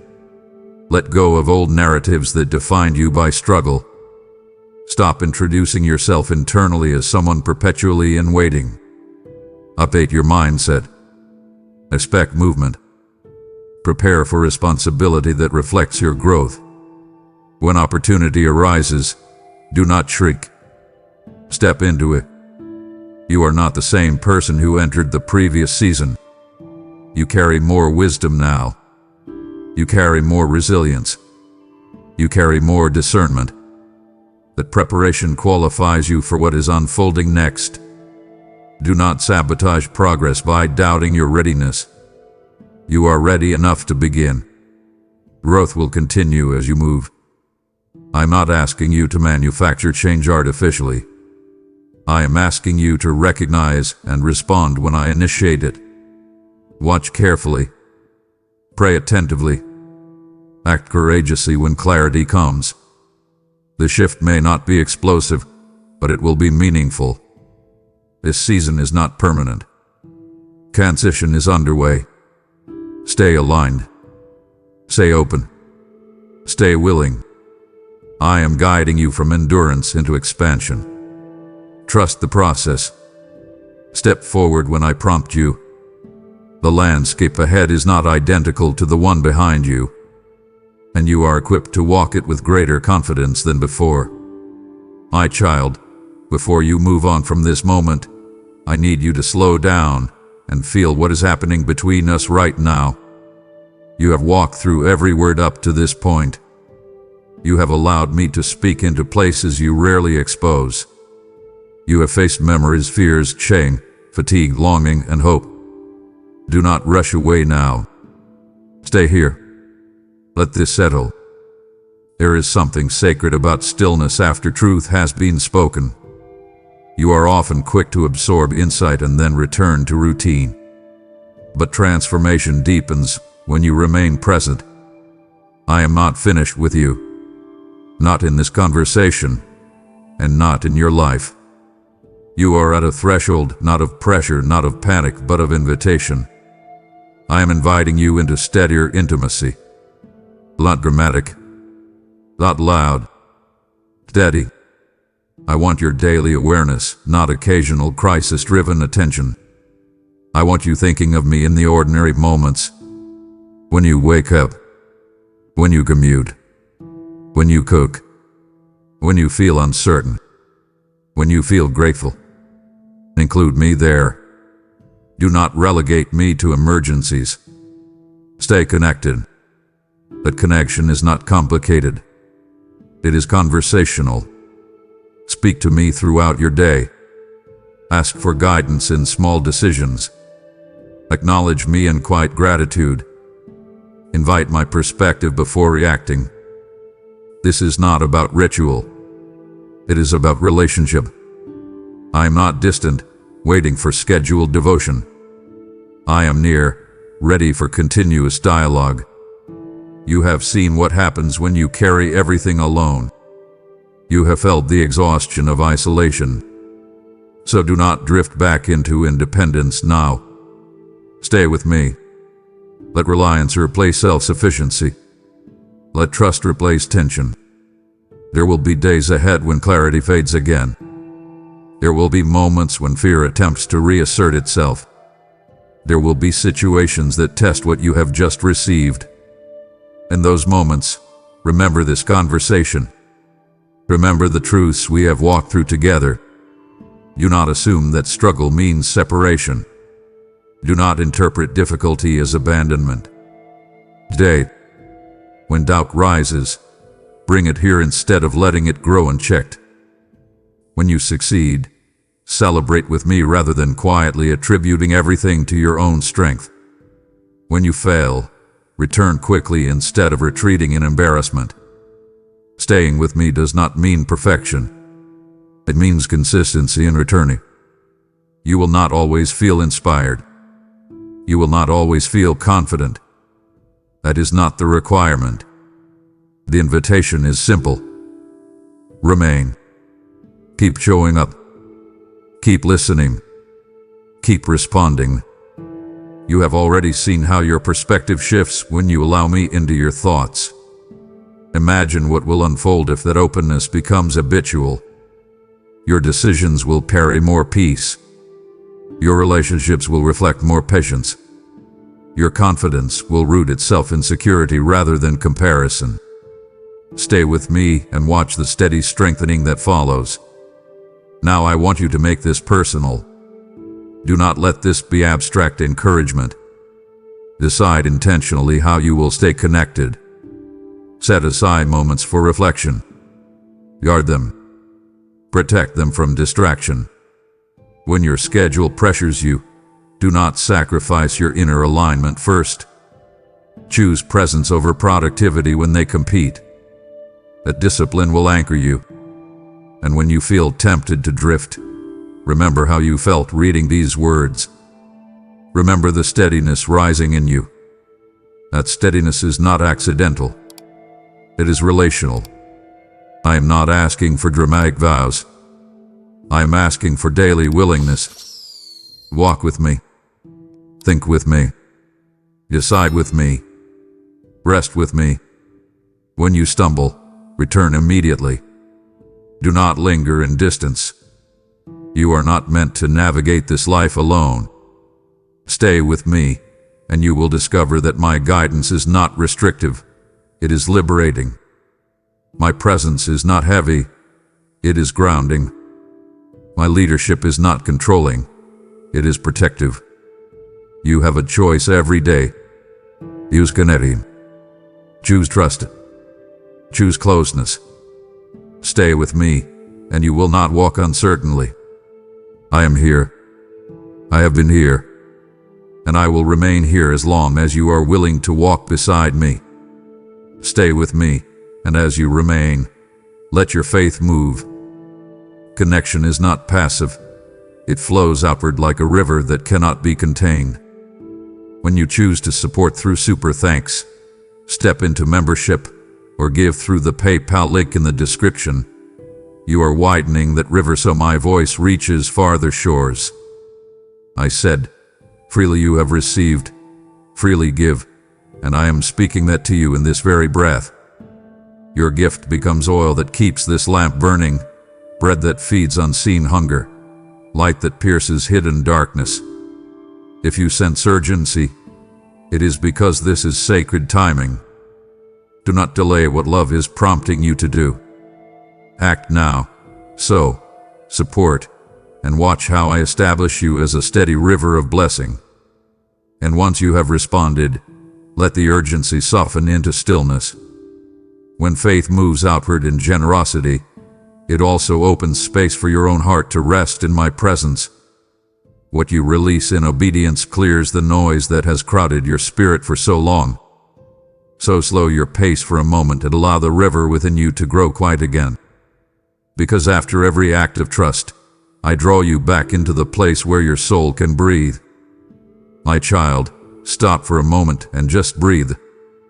I see you rushing through your day, your mind racing with 1,000 different worries about your rent, your health, and those difficult conversations you've been avoiding. I am calling you right now to step away from that noise. I want you to find sanctuary in the secret place of my presence, a place where the world cannot reach you and the heavy pressure of your to-do list finally fades away. You have been carrying the weight of the world on your shoulders, but those burdens were never meant for you to bear alone. I command you to leave them at the threshold of this moment. Drop the anxiety about tomorrow. Let go of the regret from yesterday. I am here, and I am inviting you into a stillness that this world can never give you. You often struggle to hear me because the clamor of the world is so loud, isn't it? You hear the constant ping of notifications, the demands of your boss, and the internal critic that tells you that you aren't doing enough. I am asking you to silence those voices so you can hear my whisper. My voice does not scream. It settles deep in your chest like a warm light.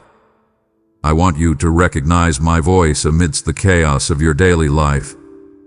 It is the voice that speaks peace when your heart is pounding. It is the voice that says I love you when you feel most unlovable. This is a private, sacred moment between us, just a creator and my precious child. You don't have to perform for me here. You don't have to use fancy words or hide your flaws. I already know them, and I love you anyway.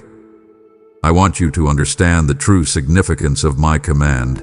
Be still and know that I am God. This is not just a suggestion for your Sunday mornings. It is a lifeline for your survival. When I tell you to be still, I am asking you to stop your frantic striving. I am telling you to stop trying to fix everything in your own strength. I am God. I see the beginning from the end. I see the way out of the tunnel you are currently walking through. You can trust me. When you are still, you finally give me the space to work in your life. You allow my power to move where your effort has failed. I will settle your nervous system. I will calm your racing thoughts. I will give you a clarity that no amount of overthinking could ever produce. Look at your hands right now and realize that they were meant to be held by mine, not clenched in fists of stress. I see the tension in your neck and the weariness in your eyes. I am inviting you to rest. This is a lazy rest. It is a holy restoration. I will refuel your spirit for the challenges ahead. I will give you the wisdom you need for that project at work and the patience you need for your family. But first, you must choose to stay here with me. Do not let your mind wander to the dishes in the sink or the emails in your inbox. I'm bigger than those things. I am the Most High, and I am your Father. I am your safe harbor in the middle of the storm. I declare to you today that my presence is your home. You don't have to earn your way in. You are already invited. I will protect this time we have together. I will guard your heart from the distractions that try to pull you away. Feel my love wrapping around you like a thick, warm blanket on a cold night. Can you feel that knot in your stomach starting to loosen? That is my peace. Can you feel the tightness in your chest softening? That is my grace. I am personally involved in every second of your life, from the moment you wake up until you close your eyes at night. I am not a distant God. I am right here. I am in the room with you. I am in the breath you just took. Stay here with me a little longer. Let the silence heal you. Let my stillness transform you. You are safe. You are seen. You are deeply, personally loved. My beloved child, I want you to take a long, deep look at yourself, but not through the cracked and dusty mirror of this world. I want you to see yourself through my eyes. I am your creator, the one who breathed life into your lungs and set your heart in motion. I command you right now to strip away every label that people have tried to pin on you. You are not the mistake your parents called you. You are not the failure that your ex-partner made you feel like. You are not the disappointment that your boss implies when you miss a deadline. Those are lies from the shadows, and they have no power over the truth of who I say you are. You were fearfully and wonderfully made by my own hands. I didn't just throw you together. I meticulously designed every fiber of your being. I chose your personality, your quirks, and even the way you process the world. When you look in the mirror and see only wrinkles, flaws, or the exhaustion of 1,000 sleepless nights, I see my masterpiece. I see a reflection of my own glory. You must understand that your identity is not something you earn. It is something I have given you. I have adopted you into my royal family. You are a legal heir to the kingdom of heaven. Think about what that means for your daily life. It means you don't have to walk with your head down in shame. It means you don't have to beg for the crumbs of human approval. You are royalty. I want you to realize that my love for you is not dependent on your performance. You have spent so much of your life exhausted, trying to prove you are worthy of being loved. You think that if you pray longer, work harder, or stay perfect, then I will love you more. But I tell you, I could not love you any more than I do right at this moment. Even when you slip up, even when you lose your temper, even when you feel like you've drifted 1,000 miles away, my love for you remains unshakable. It is a constant, burning sun that never sets. I invite you to see yourself through the lens of my grace and redemption. Where you see a past you are ashamed of, I see a slate wiped white as snow. Where you see a broken heart, I see a vessel that can hold more of my light. I want you to embrace the royal inheritance I have prepared for you. This isn't just about a mansion in the sky. It's about the power you have right now to overcome. You have the authority of a child of God.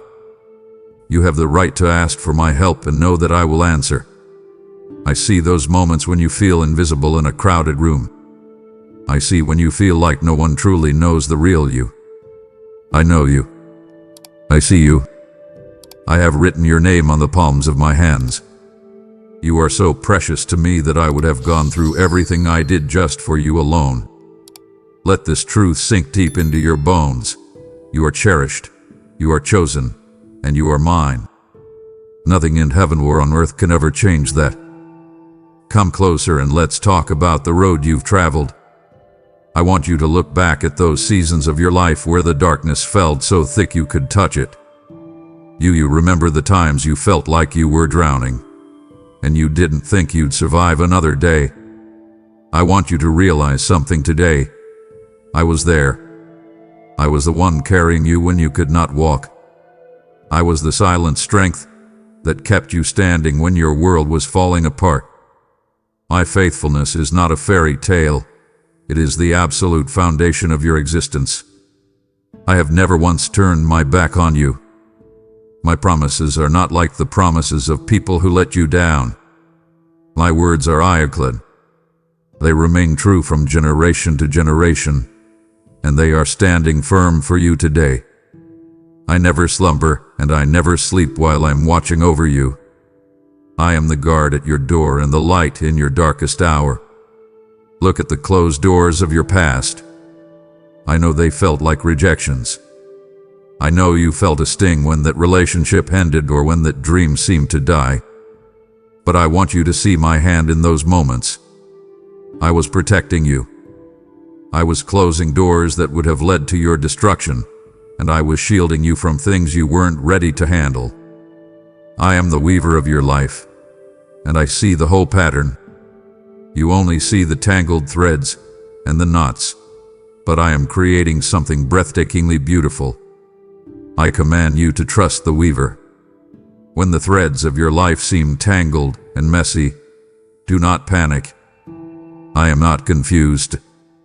I am not surprised by the turns your life has taken. I am weaving your pain, your joy, and even your mistakes into a tapestry of grace. I have established a covenant of peace with you, and I will not break it. I invite you to lean your entire weight on my faithfulness. You are so used to relying on your own strength, your own intelligence, and your own planning. But I am asking you to rest in mine. I see the evidence of my hand in your life every single day, even in the things you take for granted. The fact that you have air in your lungs, the way a friend called you just when you needed it, the small coincidences that worked out in your favor. Those weren't accidents. That was me. That was my faithfulness showing up for you in the middle of your mess. I am the God who keeps his word. If I said I will provide for you, I will. If I said I will protect you, I will. If I said I have a future for you, then it is already settled. Stop pacing the floor trying to figure out how I'm going to do it. Just know that I will do it. I have been faithful in your past. I am faithful in your present, and I will be faithful in every tomorrow you ever face. My child, I see the deep wounds that the world cannot see. I see the parts of your spirit that have been crushed by rejection, betrayal, and the harshness of life. I know about the words that were spoken over you years ago that still sting like they were said yesterday. I am the great physician, and I am here right now to heal your broken heart. I am not a distant God who watches your pain from afar. I am right here in the room with you, and I am moved by your sorrow. Every tear you have ever shed has been seen by me. I have kept every single one of them in my bottle. Not one drop of your pain has gone unnoticed. I am here to bind up those wounds and to pour the soothing oil of my spirit into your soul. I see the heavy spirit you've been carrying, that weight that makes it hard to even get out of bed some mornings. I am here to replace that heaviness with a garment of praise. I command you to find rest for your soul in the shadow of my wings. You have been running for so long, trying to outrun the pain and the memories. But you can stop running now. You are safe here.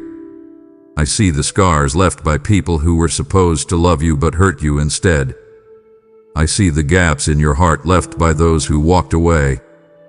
I want to fill those gaps with my presence. I am the one who can restore what the years have stolen. I am the one who can give you back your joy. I invite you to let the restorative power of my Holy Spirit wash over you right now. You feel that gentle warmth in your chest. That is me mending the broken pieces. You don't have to pretend to be okay when you are with me. I love the real you, even the wounded part. Especially the wounded part. I want you to realize that your pain is not the end of your story. I am the God of the resurrection. I can bring life out of dead things. I can bring beauty out of ashes. I see how you've been trying to fix yourself, trying to move on, but you keep hitting a wall of sadness. Stop trying to do it on your own. Give me the fragments of your spirit. Let me hold you like a father holds a child who has been hurt on the playground. I am whispering peace to your nervous system. I am calming the storm in your mind. I see the loneliness that eats at you when the house is quiet. I am your constant companion. I will never leave you. I am turning your mourning into dancing, and though the healing might take time, I am with you in every second of it. You are not broken beyond repair. You are a work in progress in the hands of the Master. My precious child, why are you letting fear have a seat at your table? I see how it whispers to you in the middle of the night, telling you that the worst is going to happen. I see how it makes your heart race when you look at your bank account or when you think about the health of your loved ones. I am telling you today, do not fear, for I am with you. Do not be dismayed, for I am your God. I have not given you a spirit of fear. The fear does not come from me. I have given you a spirit of power, of love, and of a sound mind. I command the shadows of anxiety to flee from your presence. When the what-ifs start to pile up in your mind, I want you to counter them with my truth. You are not walking through this life alone. You are walking with the Almighty God. I want you to visualize yourself walking through the valley of the shadow of death. It's dark, it's cold, and there are voices in the shadows. But you don't have to tremble. Why? Because I am right there beside you. My rod and my staff are there to protect you. I am your shield and your very great reward. I am dismantling the strongholds of fear in your life right now. I am breaking the power of the panic attacks and the constant dread of the future. I invite you to stand firm on the rock that is higher than any storm. When the waves are crashing and the wind is howling, the rock does not move. I am that rock. Your life is anchored in me. Nothing can touch you without passing through my hands first. And if I allow a storm, it is only because I know you will come out of it stronger. I declare victory over your life today. The enemy wants you to live a small, fearful life, trapped by your anxieties. But I have called you to live in freedom. You have the authority to speak to your mountains and tell them to move. I see those specific fears you have, the fear of being alone, the fear of not being able to provide, the fear of failure. I am bigger than all of them. I am the God who parted the Red Sea. I am the God who shut the mouths of lions. I am the God who defeated death itself. Is anything too hard for me? I command you to take my hand and step out of the boat. Stop looking at the waves and keep your eyes on me. I will not let you sink. I am holding you steady. Breathe in my courage. Let it fill your lungs and your heart. You are a conqueror because I love you, and nothing can separate you from my protective embrace. My child, do not turn away now, for my heart is still unfolding the blueprint of your deliverance. It would grieve me deeply to see you walk back into the cold world with only half of the armor I have prepared for you. I have pulled back the veil to speak these truths specifically to your soul. To stop listening now would be to leave my hand extended in the silence, waiting to lead you to the rest of the story. Stay with me, for the next words I speak are the very ones your spirit has been crying for in the dark. I know you feel lost sometimes. I see you standing at the crossroads of your life, looking at all the different paths, terrified that you will make a mistake that ruins everything. You want the whole map, but I am giving you a lamp. I am the lamp under your feet and the light under your path. I see your unknowns, the things you can't control and the future you can't see. I want you to trust me with them. I am already in your tomorrow. I have already gone ahead of you to prepare the way. I invite you to surrender your frantic planning to my perfect and sovereign will. You spend so much energy trying to force doors open or trying to predict every outcome. I command you to stop. Let me be the guide. You are the child. I am the father. Just stay close to me. I want you to learn to discern the gentle nudging of my spirit. I don't usually shout, I whisper. I speak in that quiet peace that settles over you when you finally stop talking. I speak through the open doors and the closed ones. I see the decisions you are facing right now, the ones that keep you up at night. I will give you the wisdom you need, but you must ask for it and then trust that I have given it. There is such a deep beauty in walking by faith and not by sight. It means you don't have to have all the answers. You just have to know the one who does. I am making your path straight, even when they look crooked to you. I am working behind the scenes in ways you can't even imagine. I am moving people, changing hearts, and lining up opportunities just for you. I invite you to embrace this season of the unknown. Do not let it drive you to anxiety. Let it drive you to me. When you don't know what to do, come and sit in my presence. Tell me, Father, I don't see the way, but I know you do. That act of surrender is where your power lies. I see your desire to do the right thing, to live a life that pleases me. I see your heart. I am not going to let you wander off a cliff.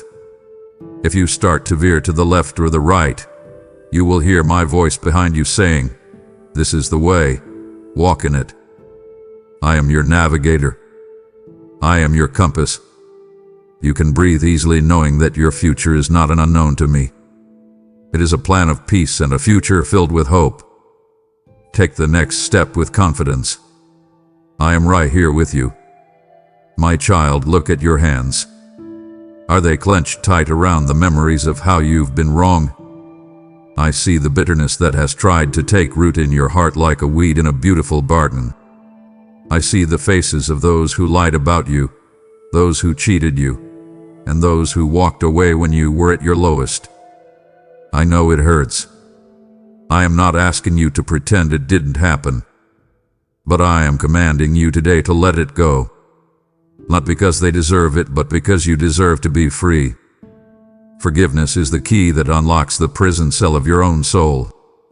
I have already provided the way through the blood of the Lamb. When I look at you, I don't see your past sins. I see a child washed as white as snow. I have removed your transgressions as far as the east is from the west. If I, the Holy God, can do that for you, I am inviting you to do the same for others. I want you to understand that holding on to a grudge is like drinking poison and expecting the other person to die. It only ruins your peace. It clutters your mind and hinders your growth. I am calling you to break the chains of bitterness right now. Imagine those heavy iron links falling away from your heart and shattering on the floor. I am giving you a clean heart and a renewed spirit today.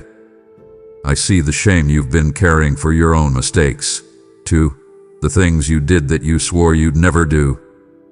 I have forgiven those, my child. Why are you still punishing yourself for things I have already forgotten? I command you to stop living under the weight of condemnation. There is no condemnation for those who are in me. Not a single ounce. Invite my mercy to flood the dark corners of your memory. When the enemy tries to bring up your past to make you feel unworthy, I want you to point him to the cross. Tell the voices of guilt that the debt has been paid in full. I am starting you fresh today. This is a new beginning. I am removing the scarlet letter the world tried to put on you, and I am dressing you in a robe of righteousness. Can you feel the lightness in your spirit as you release that person who hurt you? Can you feel the joy returning as you accept my forgiveness for yourself? This is the freedom I died to give you. Walk in it. Breathe it in. Do not pick those heavy chains up again. You are a new creation, and the old things have passed away. I am making all things new in your life starting this very second. I see how tired you are. I see you pushing through the fatigue, trying to keep a smile on your face while your soul is screaming for a break. You feel like a traveler who has been walking through a scorching desert for days without a drop of water. I am here to tell you that your exhaustion is not a sign of failure. It is an invitation to lean on my might. I am the one who renews your strength. I am the one who promises that those who wait on me will mount up with wings like eagles. You don't have to flap your wings frantically to stay in the air. I am the wind beneath them. I command you to stop trying to be the strong one for everyone else, and let me be strong for you. My grace is sufficient for you, especially in your greatest weakness. I want you to realize that my power is actually made perfect when you reach the end of yourself. When you say, "Father, I can't do this anymore," that is when I say, "Good. Now watch me." I am providing you with supernatural endurance that doesn't make sense to the world. I see the long hours you work, the emotional energy you pour into your family, and the mental strain of trying to keep it all together. I am giving you the manna provided specifically for your journey today. Not for next week, but for right now. I am the bread of life, and I am feeding your spirit with the resilience you need to finish this race. I invite you to run with perseverance, but keep your eyes fixed on me, not on the finish line or the obstacles.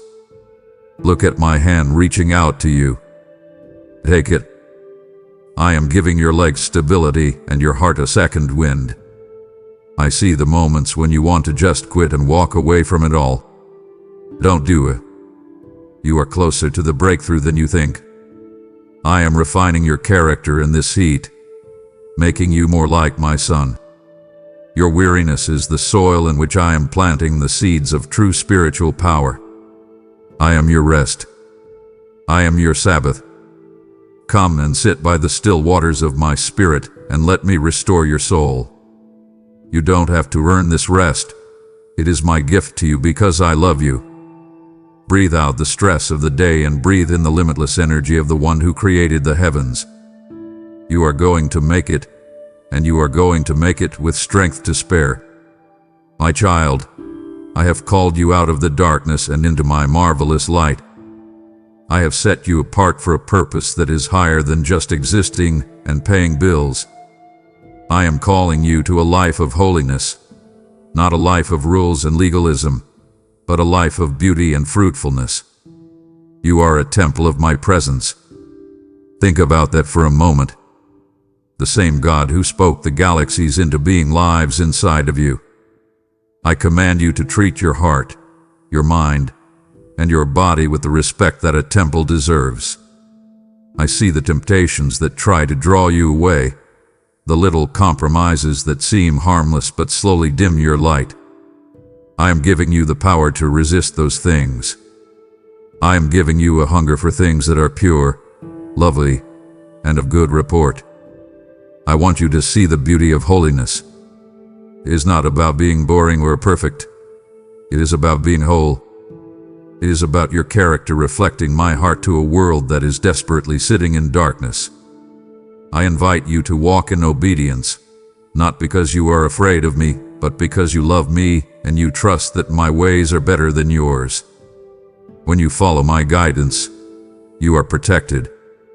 When you live by the fruit of the Spirit, love, joy, peace, patience, you become a beacon of hope for everyone you meet.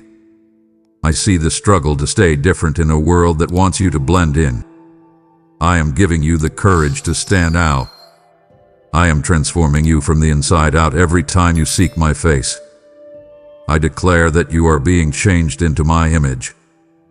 The old habits, the foul language, the secret sins, they are falling away as you spend time in my presence. I am replacing them with a spirit of excellence. I am sharpening your discernment so you can see the traps before you step in them. I want your life to be a letter written by my hand, a story of redemption that people can read just by watching you. You are my ambassador. When you walk into a room, the atmosphere should change because I am with you. Do not settle for a mediocre life. I have called you to greatness. I have called you to be holy because I am holy. Embrace this transformation. It is the most exciting journey you will ever take. You are becoming who I always intended you to be. My child, do not panic when the cupboards look bare or the bank account looks low. I am Jehovah Jireh, your provider. I see your needs before you even ask, and I have already set the provision in motion. I know what it's like to be in the wilderness. But remember that the wilderness is where I did my greatest miracles for my people. It was in the deserts that I rained down bread from heaven and brought water out of a rock. I am the same God today. I can take your 5 loaves and 2 fishes and multiply them until there is more than enough for everyone. I command you to stop measuring my ability by your resources. Your resources are limited, but my riches and glory are infinite. I invite you to trust my timing for the breakthrough you seek. I want you to learn the secret of contentment in every season. Contentment is not having everything you want. It is knowing that you have everything you need because you have me.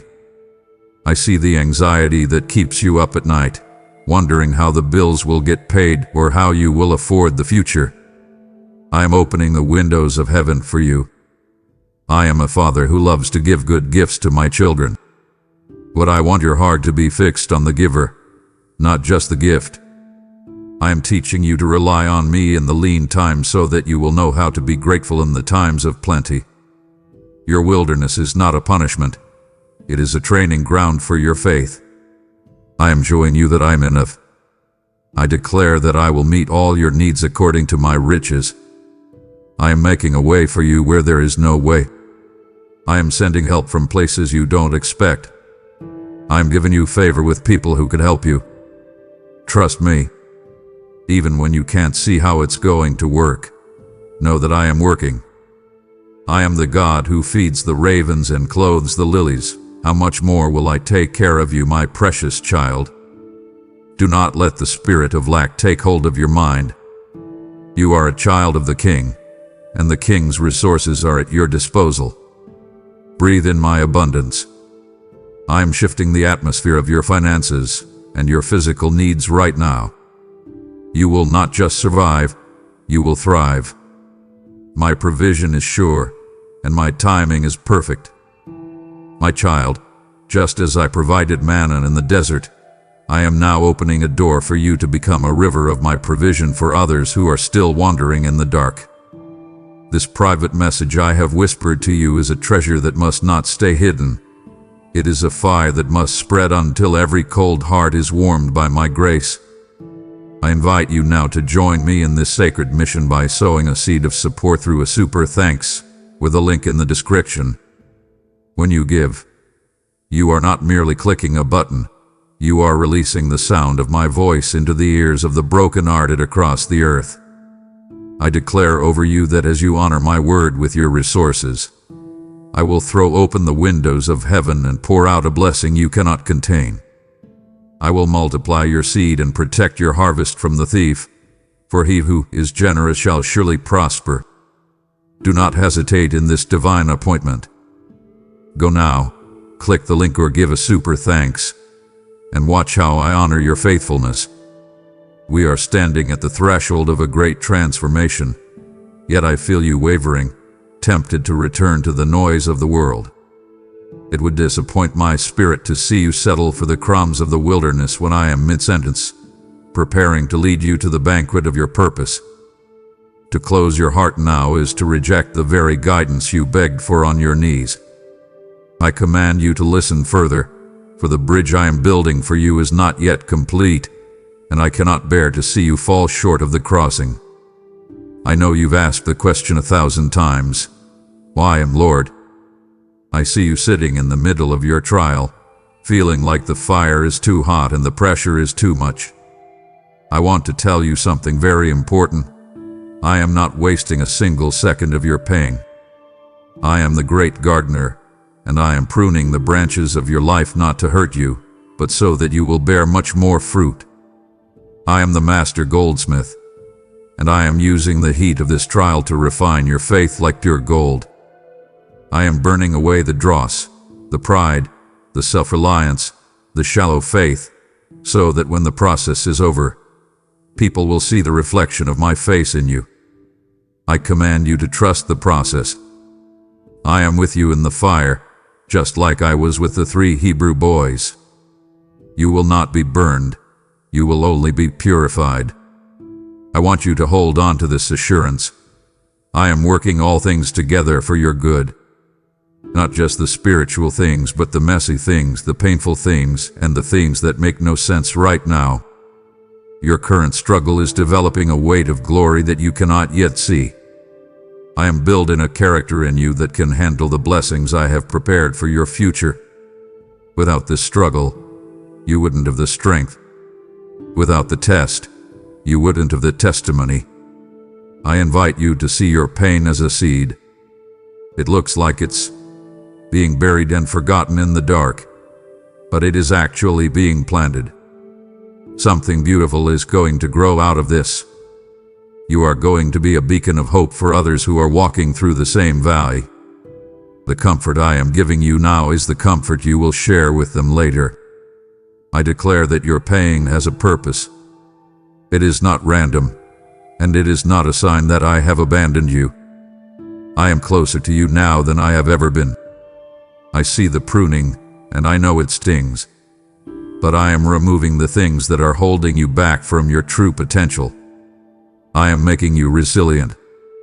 I am making you compassionate. I am making you strong. One day, you will look back at this season and you will thank me for it, because you will see the Christ-like character that was forged in the dark. Don't give up. Don't let the enemy tell you that this is the end.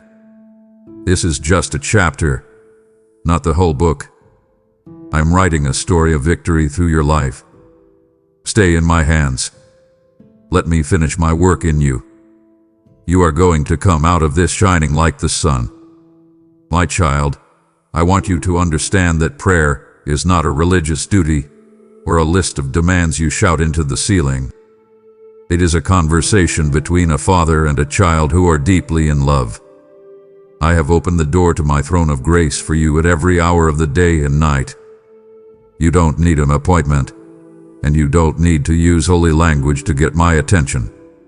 I am calling you into a place of true intimacy where we can communicate beyond words and rituals.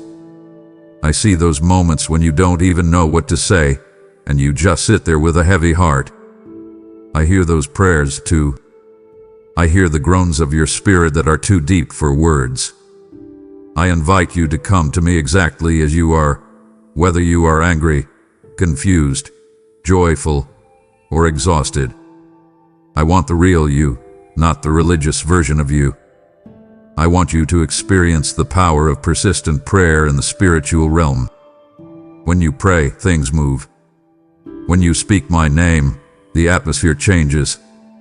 You might not see the results immediately with your physical eyes, but I promise you that I am working. I am responding to your voice in the silence and through my word.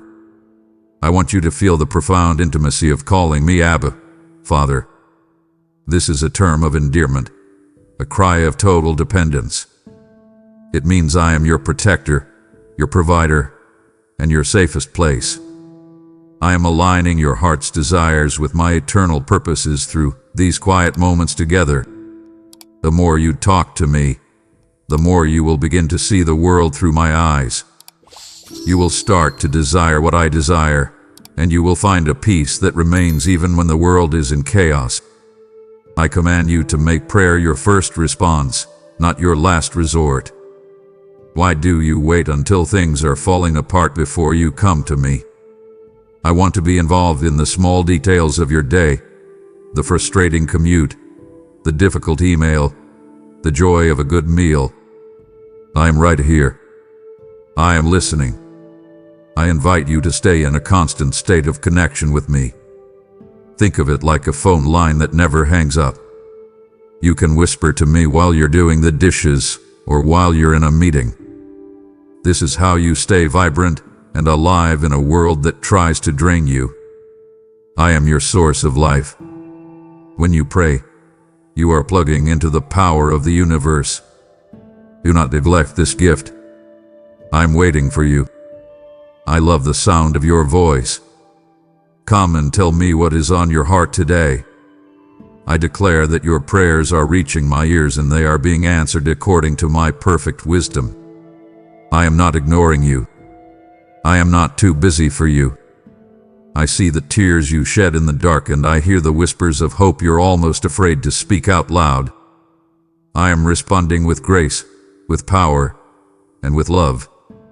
Your prayers are like incense rising to my throne, and they are precious to me. I am breaking chains through your intercession. I am healing families through your petitions. Believe that your voice matters in the kingdom of heaven. You are not just talking to the air. You are talking to the King, and the King is your Father. My child, you must realize that you are in a spiritual battle, but you do not have to fight it in your own strength. I see the arrows the enemy tries to shoot at your mind, the arrows of doubt, the arrows of you're not good enough, and the arrows of fear about the future. I am commanding you to put on the full armor that I have provided for you every single day. Wrap the truth around your waist so you can see through the lies. Put on the breastplate of righteousness to guard your heart from the accusations of the past. Most importantly, take up the shield of faith. When the enemy tells you that I've forgotten you, raise that shield and remember my promises. I have placed a hedge of protection around you and everything that belongs to you. You are my beloved, and I am a jealous protector. I want you to recognize the lies of the enemy for what they are. He's a defeated foe who only has the power you give him through your belief in his lies. I have given you authority in the name of my Son, Jesus. When you feel the darkness pressing in, use that name. It is the name at which every knee must bow. I have stationed my angels to guard you in all your ways. You are never, ever alone. I see the invisible traps the enemy sets for your feet, the temptations to return to old habits, the bait of bitterness, the trap of pride. I am giving you the discernment to see them and the strength to walk around them. Safekeeping your mind and heart is my priority. I want you to live in a fortress of peace that no enemy can penetrate. I invite you to rest in the shadow of the Almighty. You don't have to live in a state of high alert or paranoia. I am the one who keeps watch over you. I see the enemy's plans before he even executes them, and I am already working on the counter move. I command the spirit of fear to leave your home. I am marking your doorposts with my grace. Nothing can touch you that has not first passed through my hands, and if I allow it, it is only because I have already given you the victory over it. You are a warrior, but you are a warrior who fights from a position of triumph. The battle is already won. Your job is simply to stand firm in the truth of who I am and who you are in me. I declare that no weapon formed against you shall prosper. This is my promise to you. You will outlast the trial. You will overcome the temptation. you will silence the accuser. I am your rear guard and your forward scout. I am covering you from every angle. I see the attacks on your health, your finances, and your peace of mind. I am pushing back the darkness right now. I am speaking peace. Be still over the storms the enemy is trying to stir up in your life. Trust me. You are safe in my hands. You are covered by my wings. Walk through your day with the confidence of a child who knows their father is the strongest force in the universe. My child, I want to teach you a secret weapon that will change the atmosphere of your life. The power of gratitude. I see you focusing so much on what is missing, what is broken, and what is still not yet. I understand that those things weigh on you, but I am inviting you to shift your perspective. I command you to find one thing to thank me for right now, in the middle of your trial.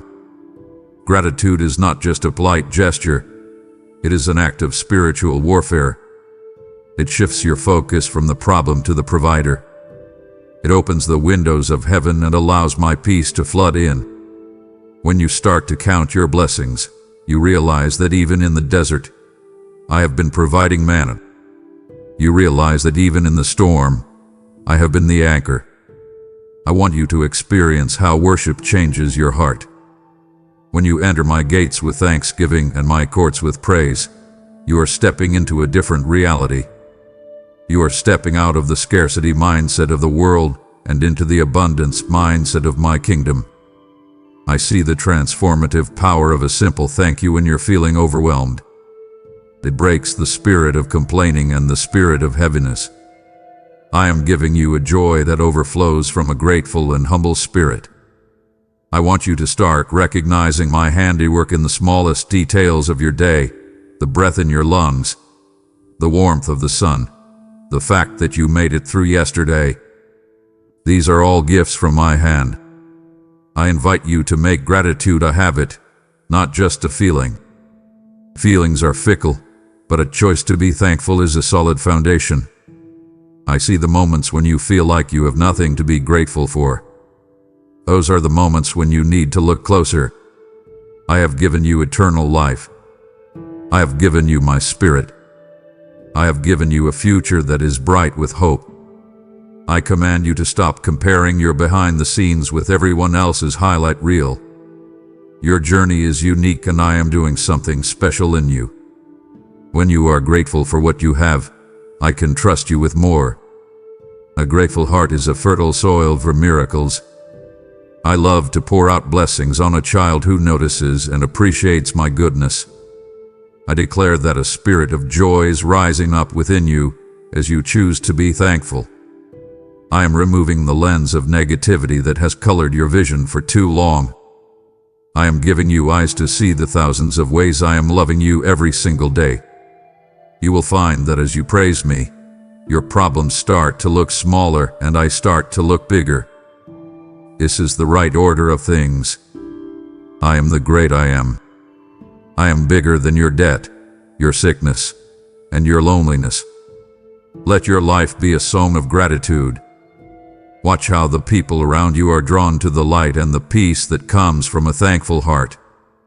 You are becoming a person of praise, and in that praise, you will find my presence like never before. My child, the world is full of loud voices, all claiming to have the truth, all trying to pull you in different directions. I see how confusing it can be. I see how you wonder which way to go and which voice to trust. I am giving you the gift of spiritual discernment. I want you to be able to distinguish between my voice and the voice of the world, or even the voice of your own ego. My voice always brings peace, even when it's challenging you. The voice of the world brings anxiety, rush, and not enoughness. I command you to stay rooted in the truth of my word. It is the plumb line that shows you what is straight and what is crooked. If a thought or a piece of advice doesn't align with my word, let it go. It is not from me. I want you to seek wisdom, which I give liberally to all who ask without finding fault. You don't have to be a scholar to be wise. You just have to be close to me. I am giving you the ability to see through the deceptions of this age. I see the traps that are disguised as opportunities and the lies that are disguised as progress. I am sharpening your spirit so you can sense when something is off. This peace I give you acts as an umpire in your decision-making. If you don't have my peace, don't make the move. Wait for me. I invite you to walk in the light so that you may see things as I do. I see the hearts of the people around you. I see the motives behind the actions. Trust the nudges I give you in your spirit. I command you to test the spirits to ensure they align with my character. Does this path lead to more love, more joy, and more peace? Does it lead to me, or does it lead you away from me? I see you trying to logic your way through spiritual decisions. Stop. Your mind is a gift, but it is not your master. Your spirit, connected to my spirit, is where the true guidance happens. I am giving you a knowing that goes beyond human understanding. I see the situations where you felt uneasy but ignored it. Listen to that uneasiness. That is often my spirit protecting you. I want you to be as wise as a serpent and as innocent as a dove. You can navigate this complicated world because you have the mind of Christ. I declare that you are walking in clarity and light. The fog of confusion is lifting from your life right now. I am giving you a sharp mind and a sensitive spirit. You will not be deceived by the shiny things that are empty of life. You will recognize my presence in the middle of the noise. I am your North Star. As long as you keep your eyes on me, you will never truly be lost. I'm giving you the wisdom to handle your relationships, your finances, and your career with divine insight. You are not a victim of circumstances.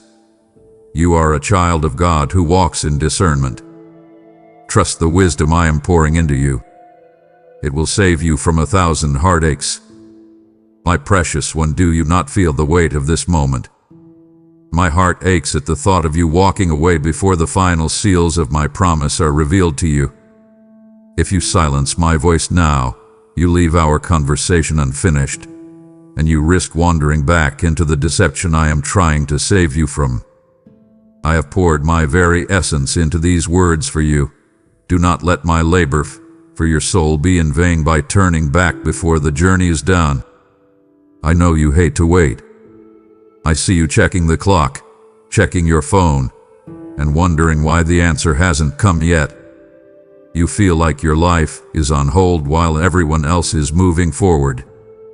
My child, I want you to understand that my delays are not my denials. I am the God of perfect timing. If I haven't opened the door yet, it's because the room on the other side isn't ready, or you aren't ready for what is in the room. I am working behind the scenes in ways you cannot see. I am moving hearts. I am changing circumstances, and I am preparing the ground for your breakthrough. I command you to rest while I work. Your frantic worrying does not make me move faster. It only makes you more tired. I want you to see the spiritual growth that happens in the waiting room. This is where your faith is stretched. This is where your character is built. Anyone can have faith when the blessings are flowing, but true faith is built when the heavens seem silent. I see the muscles of your spirit getting stronger as you choose to trust me day after day, even when nothing seems to be changing. I invite you to refuse to take matters into your own hands. Remember what happened when my children tried to help me out in the past. It usually led to a mess. I don't need your help. I need your heart. I am the rewarder of those who wait patiently upon me. The wait is not wasted time, it is training time. I command you to look for the small graces I am giving you while you wait. I haven't left you alone in the waiting room. I am right there on the bench next to you. I am the one giving you the strength to get through today. I see your frustration when you see others getting their miracle while you are still praying for yours. Do not be discouraged. Your blessing does not mean there is less for you. My resources are infinite. Your time is coming. I am an on-time God. I see the specific promise you are holding on to. I have not forgotten it. I am the one who gave you the promise in the first place, and I am faithful to complete it. Trust that my timing is always more precise and more beautiful than yours could ever be. I declare that you are being infused with supernatural patience. I am removing the hurry from your spirit that causes you so much stress. I am giving you a deep, settled confidence that if I said it, I will do it. You can stop striving. You can stop pushing. You can just be. I am your Father, and I love you too much to give you something before you can handle it.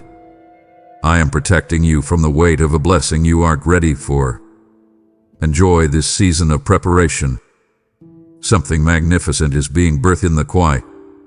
When the door finally opens, you will walk through it with a maturity and a gratitude that you wouldn't have had if it had opened sooner.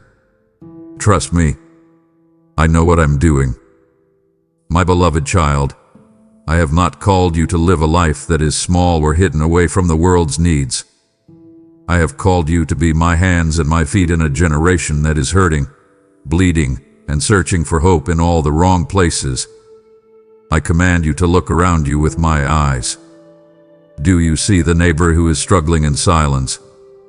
Do you see the coworker who is drowning in anxiety? Do you see the family member who has lost their way? You are my answer to their prayers. I have assigned a unique mission specifically to you, a mission that no one else can fulfill. You have a sphere of influence, a group of people, and a set of circumstances that I have perfectly orchestrated so that you can be my light. I invite you to share the good news, not just with your words, but with the way you love, the way you serve, and the way you live. I want you to understand the immense importance of living a life that points others back to me. You are a living letter, written by my Spirit, to be read by everyone you encounter. When you show kindness to the least of these, the hungry, the lonely, the forgotten, you are serving me directly. I see the moments when you feel like your small acts of service don't matter, but I tell you, there is an eternal impact in every cup of cold water given in my name. One so led to the kingdom is worth more than all the riches of this earth. I am empowering you today to speak life into the dead places of other people's hearts. I am giving you the words to say when you feel inadequate. Do not be afraid of what people will think. Be concerned with what I have called you to do. You are my ambassador, and I am backing you with all the authority of heaven. I invite you to step into your calling with boldness. You are not here by accident. You are a strategic placement in this time and in this place. I have given you gifts, talents, and a story that is meant to be shared. Your testimony of how I brought you through the fire will be the very thing that helps someone else survive their own. I command you to stop disqualifying yourself because of your past or your perceived weaknesses. I love to use the weak things of the world to shame the strong. I am using your life to create ripples of grace that will reach into eternity. Walk into your day-to-day knowing that you are on a mission. You are part of something much bigger than yourself. You are part of my plan to redeem the world, and I am honored to call you my coworker. Listen to me closely, for this is the secret to everything you desire. I am the true vine, and you are the branch. I want you to understand the absolute necessity of staying connected to me if you want to see real life in your spirit. Apart from me, you can do nothing of eternal value. You can work, you can strive, and you can build, but if you are not abiding in me, it will eventually wither and fade. I command you to stay rooted in my presence daily. Do not let your connection to me become a weekly ritual. Let it be your very breath. I am the source of your nourishment, your joy, and your strength. Just as a branch cannot produce fruit on its own, You cannot produce the peace and love you crave without drawing it directly from my heart. I invite you to settle deep into the soil of my word and let my spirit flow through you. I see you trying to do things for me while forgetting to simply be with me. I want you to find the natural flow of fruitfulness that comes from an abiding life. When you stay close to my heart, the fruit of the Spirit, love, joy, peace, starts to grow naturally. You don't have to strain or struggle to be kind or patient when my life is flowing through you. I am providing everything you need to remain vibrant and alive, even when the world around you is dry and parched. I see your exhaustion when you try to live on yesterday's strength. I am calling you to draw fresh nourishment from me every single morning. I invite you to experience the peace that comes from total dependency on my grace. It is a beautiful thing to realize that you don't have to carry the load. You just have to stay connected to the one who does. I command you to cut off the distractions that try to pull you away from the vine. Anything that chokes out your time with me is a weed that needs to be pulled. I am the gardener, and I am pruning you so that you can bear even more fruit. It might feel like loss in the moment, but it is actually the greatest gain. I want you to remain in my love. Let my words abide in you, and you will find that your prayers carry weight and your life carries impact. I see the moments when you feel disconnected or distant. Those are the moments to run back to the source. Do not try to fix yourself before you come. Just come and graft yourself back into my presence. I am your life. I am your hope. I am your everything. Stay close, my child, and watch how your life begins to overflow with a beauty that is not of this world. My child, I see the struggle you have with those patterns that seem to trip you up time and time again. I see the frustration in your heart when you fall into the same old trap, and the shame that tries to tell you that you will never change. I am here to tell you that I am the chain breaker. I have given you the power of the Holy Spirit to break every single habit that holds you back. You are not a slave to your flesh. You are a child of the living God. I command you to walk in the Spirit so that you do not fulfill the lusts of the flesh. I am giving you the strength to say no to the things that seek to destroy you. You are a conqueror through Him who loved you, and the victory has already been won at the cross. Do not let the enemy convince you that you are defeated. I want you to understand the importance of confession and the path to restoration. When you fall, do not run from me. Run to me.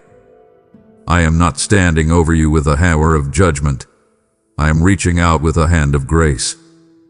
I invite you to replace your old, destructive patterns with the life-giving habits of my kingdom. Instead of reaching for that habit that numbs your pain, reach for my word. Instead of feeding your anger, feed your spirit with my peace. I am giving you a new heart and a new set of desires. I see the battle in your mind, the strongholds that have been built up over years of wrong thinking. I am tearing them down right now. I command you to set your mind on things above. You have been given a spirit of power, love, and a sound mind. Use it to take every thought captive. I invite you to live as a victor, not a victim of your impulses. You have been bought with a price, and you belong to me. I am giving you the supernatural endurance to stand firm when temptation comes knocking. I see the specific areas where you feel the weakest. Those are the areas where my strength is most available to you. I declare that the power of sin is broken over your life. You are no longer defined by what you did or what you struggle with. You are defined by what I did for you. Walk in the freedom that I have provided. Every time you choose my way over the old way, you are winning a battle in the heavenly realms. I am proud of you for the fight you are putting up. Keep going. I am with you, and I am making you more like Christ every single day. My child, I want to share with you the secret to true greatness in my kingdom, the path of humility. The world tells you to promote yourself, to climb over others, and to make sure your voice is the loudest in the room. But I tell you, I resist the proud but give grace to the humble. I want you to follow the example of my Son, who did not come to be served, but to serve. I am calling you to find your true worth not in your achievements or your status, but in your lowliness of heart. Humility is not thinking less of yourself. It is thinking of yourself less. It is the freedom of not needing to prove yourself to anyone because you know that you are already fully known and loved by me. I command you to lay down the heavy burden of ego and find rest in being my child. I invite you to allow me to exalt you in my perfect timing. You don't have to push yourself to the front of the line. I know exactly where you are and what you are capable of. I see the moments when you choose to serve in secret, when you give without wanting credit, and when you hold your tongue instead of lashing out. Those are the moments of true spiritual power. I am giving you the grace to be small so that I can be big in your life. I want you to recognize that every good gift, every talent, and every success you have ever had comes directly from my hand. When you realize this, you are free from the pressure of having to maintain an image. You can just be who I created you to be, a vessel for my glory. I command you to put on the garment of humility. It is the most beautiful thing you can wear. It draws people to you and it draws me to you. I see the pride that sometimes creeps in when you think you have it all figured out. Let me gently strip that away. True wisdom begins with the fear of the Lord and a humble heart. I invite you to seek the lowest place, for that is where you will find me. I am with the broken-hearted and the contrite in spirit. When you are humble, you are teachable. When you are teachable, I can lead you into the abundance I have prepared for you. Do not fear being overlooked by the world. The King of the universe has his eye on the humble heart. You are great in my eyes when you are small in your own. You have learned the power of a humble heart, and now I am calling that humility into a bold act of partnership to carry my message to the ends of the earth. This private message was a gift to your soul, but there are millions who have yet to hear that I am their Father and their safe harbor. I am looking for those who will say, Lord, use what I have to light the way for others by becoming a channel member or supporting this ministry today. Your contribution is the oil that keeps the lamp of my word burning bright on this digital altar, reaching souls I have specifically assigned to you. I promise you that whatever you sow into this kingdom soil will return to you pressed down, shaken together, and running over. My favor will surround you like a shield, and my peace will guard your house because you cared for mine. I command you to step out in faith and join this mission of love. Secure your place in this work through a membership or PayPal gift immediately.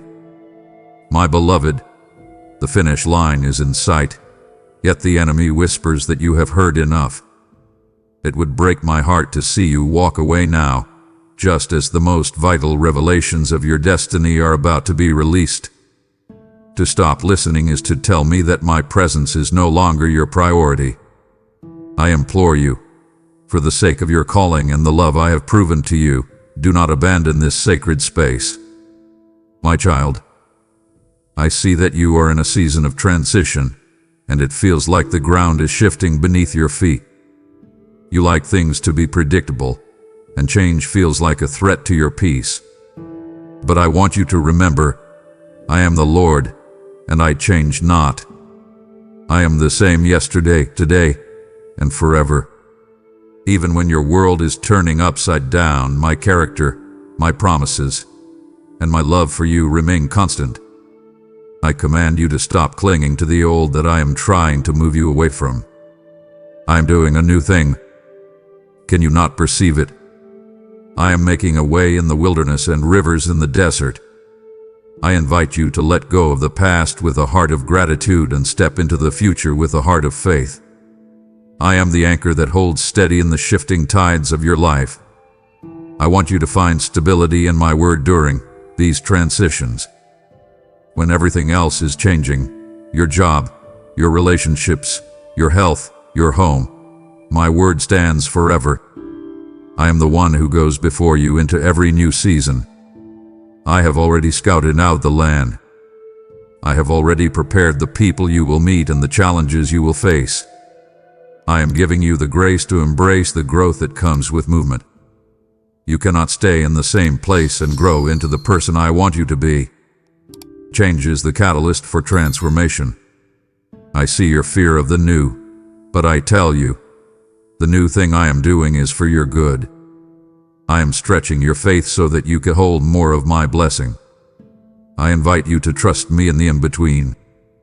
I know it feels uncomfortable to be in the middle of a change where the old is gone but the new hasn't quite arrived. This is where I am teaching you to rely on my presence rather than your circumstances. I command you to look for the opportunities in the transition. I am opening doors that you didn't even know existed. I am closing doors that would have hindered your progress.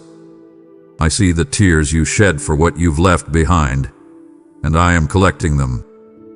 But I am also pointing your gaze forward. Something beautiful is on the horizon.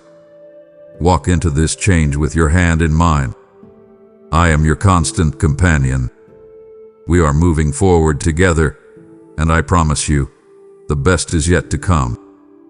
My child, I did not design you to walk this path alone. I see you sometimes trying to carry the weight of your world in isolation, thinking that you have to be fine on your own. But I am the one who placed you within a body, the body of Christ. I command you to root yourself in the community of faith.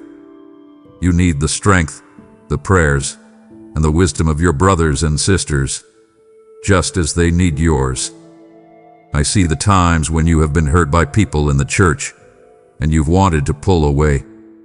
I know those wounds are real, but I am inviting you to look past the flaws of my children and see the beauty of the family I am building. I am calling you to carry one another's burdens, for in doing so, you fulfill the law of Christ. I want you to experience the supernatural strength found in corporate prayer and worship. There is a power that is released when 2 or 3 are gathered in my name that is different from when you are alone. I see the iron sharpening iron in your life, those difficult but necessary relationships that challenge you to grow and to be more like me. Do not run from the friction. It is what removes the rough edges of your character. I invite you to be a source of encouragement to those around you, especially as you see the days getting darker. Your word of hope might be the only light someone else sees today. I see the value in your presence within the community. You have a part to play, a voice that needs to be heard, and a love that needs to be shared. I command you to stop comparing your spiritual journey to everyone else's in the room. You are all part of the same body, but you have different functions. A hand does not compete with an eye. I have placed you exactly where I want you so that you can contribute your unique gifts. I see the moments when you feel like you don't fit in. Remember that I was the stone the builders rejected, yet I became the cornerstone. You are a vital piece of my plan. I am calling you to deeper fellowship, to a place where you can be known and where you can know others. This is where you will find the support to stand firm in the middle of life's fiercest storms. You are part of an eternal family, and you are never, ever truly alone. My child, I want to talk to you about the life I have entrusted to you. Everything you have, your time, your talents, your resources, and even your very breath, is a gift from my hand. I command you to recognize that you are a manager, not an owner, of the blessings I have poured into your life.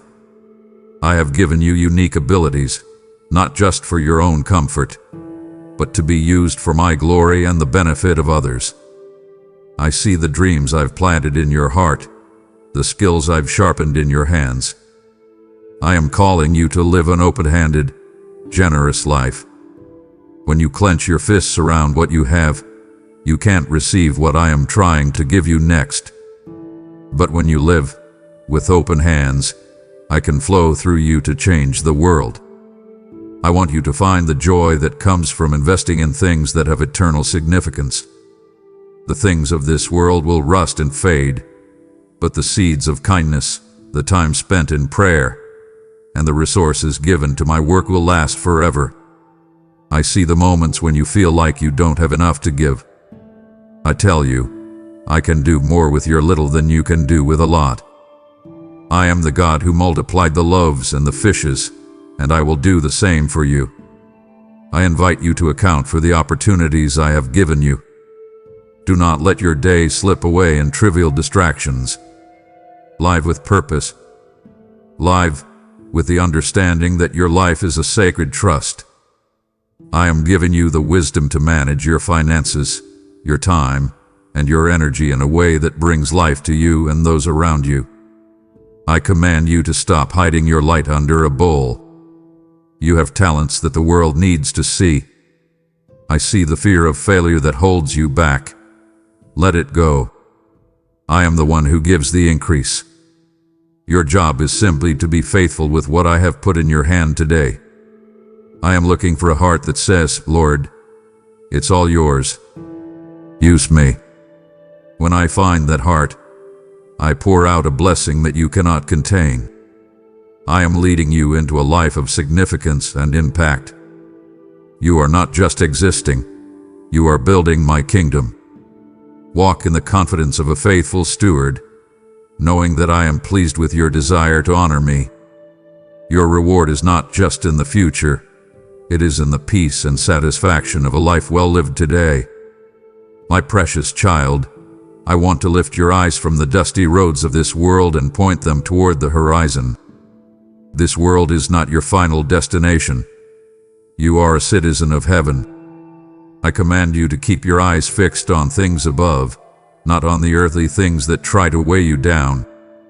I see the pain and the sorrow you face here, the illnesses, the partings, the injustices. I want to give you the hope of the future I have prepared for you. In my Father's house are many mansions, and I have gone to prepare a specific place for you. I see your longing for a world where there is no more death, no more crying, and no more pain. That world is real, and it is waiting for you. This perspective will give you the strength to endure anything this life throws at you. I want you to live each day with an eternal perspective. This doesn't mean you ignore your life here, but it means you live it with the understanding that this too shall pass. Your trials are light and momentary compared to the eternal weight of glory that is being formed in you.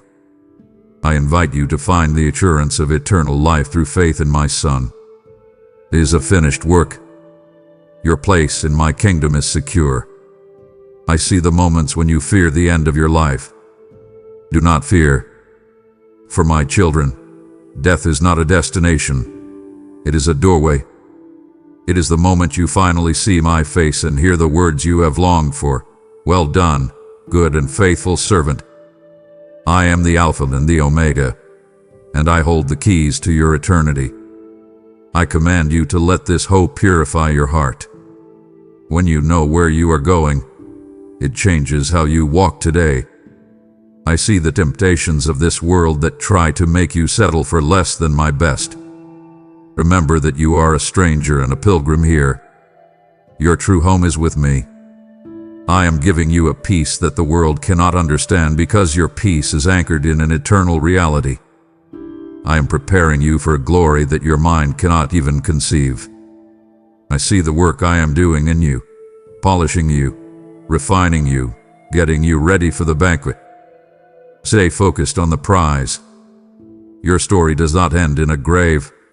It ends in my arms, in a celebration that will never end. Now, my child, as we come to the end of this private message, I want you to feel the seal of my Spirit upon these words. This is not just a script you have read. It is a divine encounter that I have orchestrated for you. I command you to carry this conversation into your daily life. Do not leave me here in this quiet moment. I am walking out the door with you. I am going into that difficult meeting, into that lonely house, and into that uncertain future. I am the God of the beginning and the end, and I am committed to completing the good work I started in you. My love for you is the ink that is writing every chapter of your story. I invite you to live in the confidence that I am your God and you are mine. I want you to breathe in the peace I am leaving with you. It is not the fragile peace the world gives, which depends on everything going right. It is my peace, a peace that stands firm in the middle of the fire. I see the journey ahead of you, and I am telling you, do not be afraid. I am your shield. I am your strength. I am your song. I command you to go forth with your head held high. You are not a victim. You are a victor. You are not alone. You are accompanied by the King of Kings. I see the transformation that has already begun in your heart as you have listened to my voice. Hold fast to what you have received. Do not let the enemy steal the seeds I have planted. I declare a final blessing over you today. May my grace be the air you breathe. May my love be the ground you stand on. May my light be the path you walk. I am with you always, even unto the end of the age. I am in your yesterday, forgiving it. I am in your today, sustaining it. I am in your tomorrow, preparing it. This is my promise to you, and my promises never fail. You are precious to me beyond words. You are the joy set before me. Go now, in the power of my Spirit, and live the life I have called you to. I am right here. I am always listening. I am always loving. You are mine forever. Amen. As my final blessing settles upon your spirit, I am inviting you to make this private message an eternal legacy by helping me reach the one who is still lost and trembling in the shadows. We have walked through the depths of my heart together, and now I am asking you to be the hands that carry this light to a world starving for my presence. By giving through Super Thanks, membership, or the PayPal link, you are directly participating in the Great Commission, turning my whispers into a roar that shatters the chains of the captive. I tell you truly, whatever you do for the least of these, you do for me. And I am a God who rewards with limitless abundance. I will rebuke the devourer for your sake and ensure that your cruse of oil never runs dry because you prioritized my kingdom. This is your moment to transition from a listener to a life changer, sealing our conversation with an act of worship. Act now. Use the support links provided and become a pillar of my light in this generation. My child, the words I have whispered into your heart today are not meant to evaporate like mist, but to catch fire and consume the shadows of your yesterday. I command you to take up your pen and seal this divine moment by declaring your place in my kingdom right now. Do not let this message pass you by. Instead, testify to the world that you have heard my voice and you are stepping into your new season. Comment below with the words, "I am my Father's child, and my future is secure," to anchor your faith and ignite the breakthrough I have prepared for you. I am watching for your response, ready to move mountains the moment you align your voice with mine. Your declaration is the key that unlocks the next door. Turn it now and walk into my glory. Amen.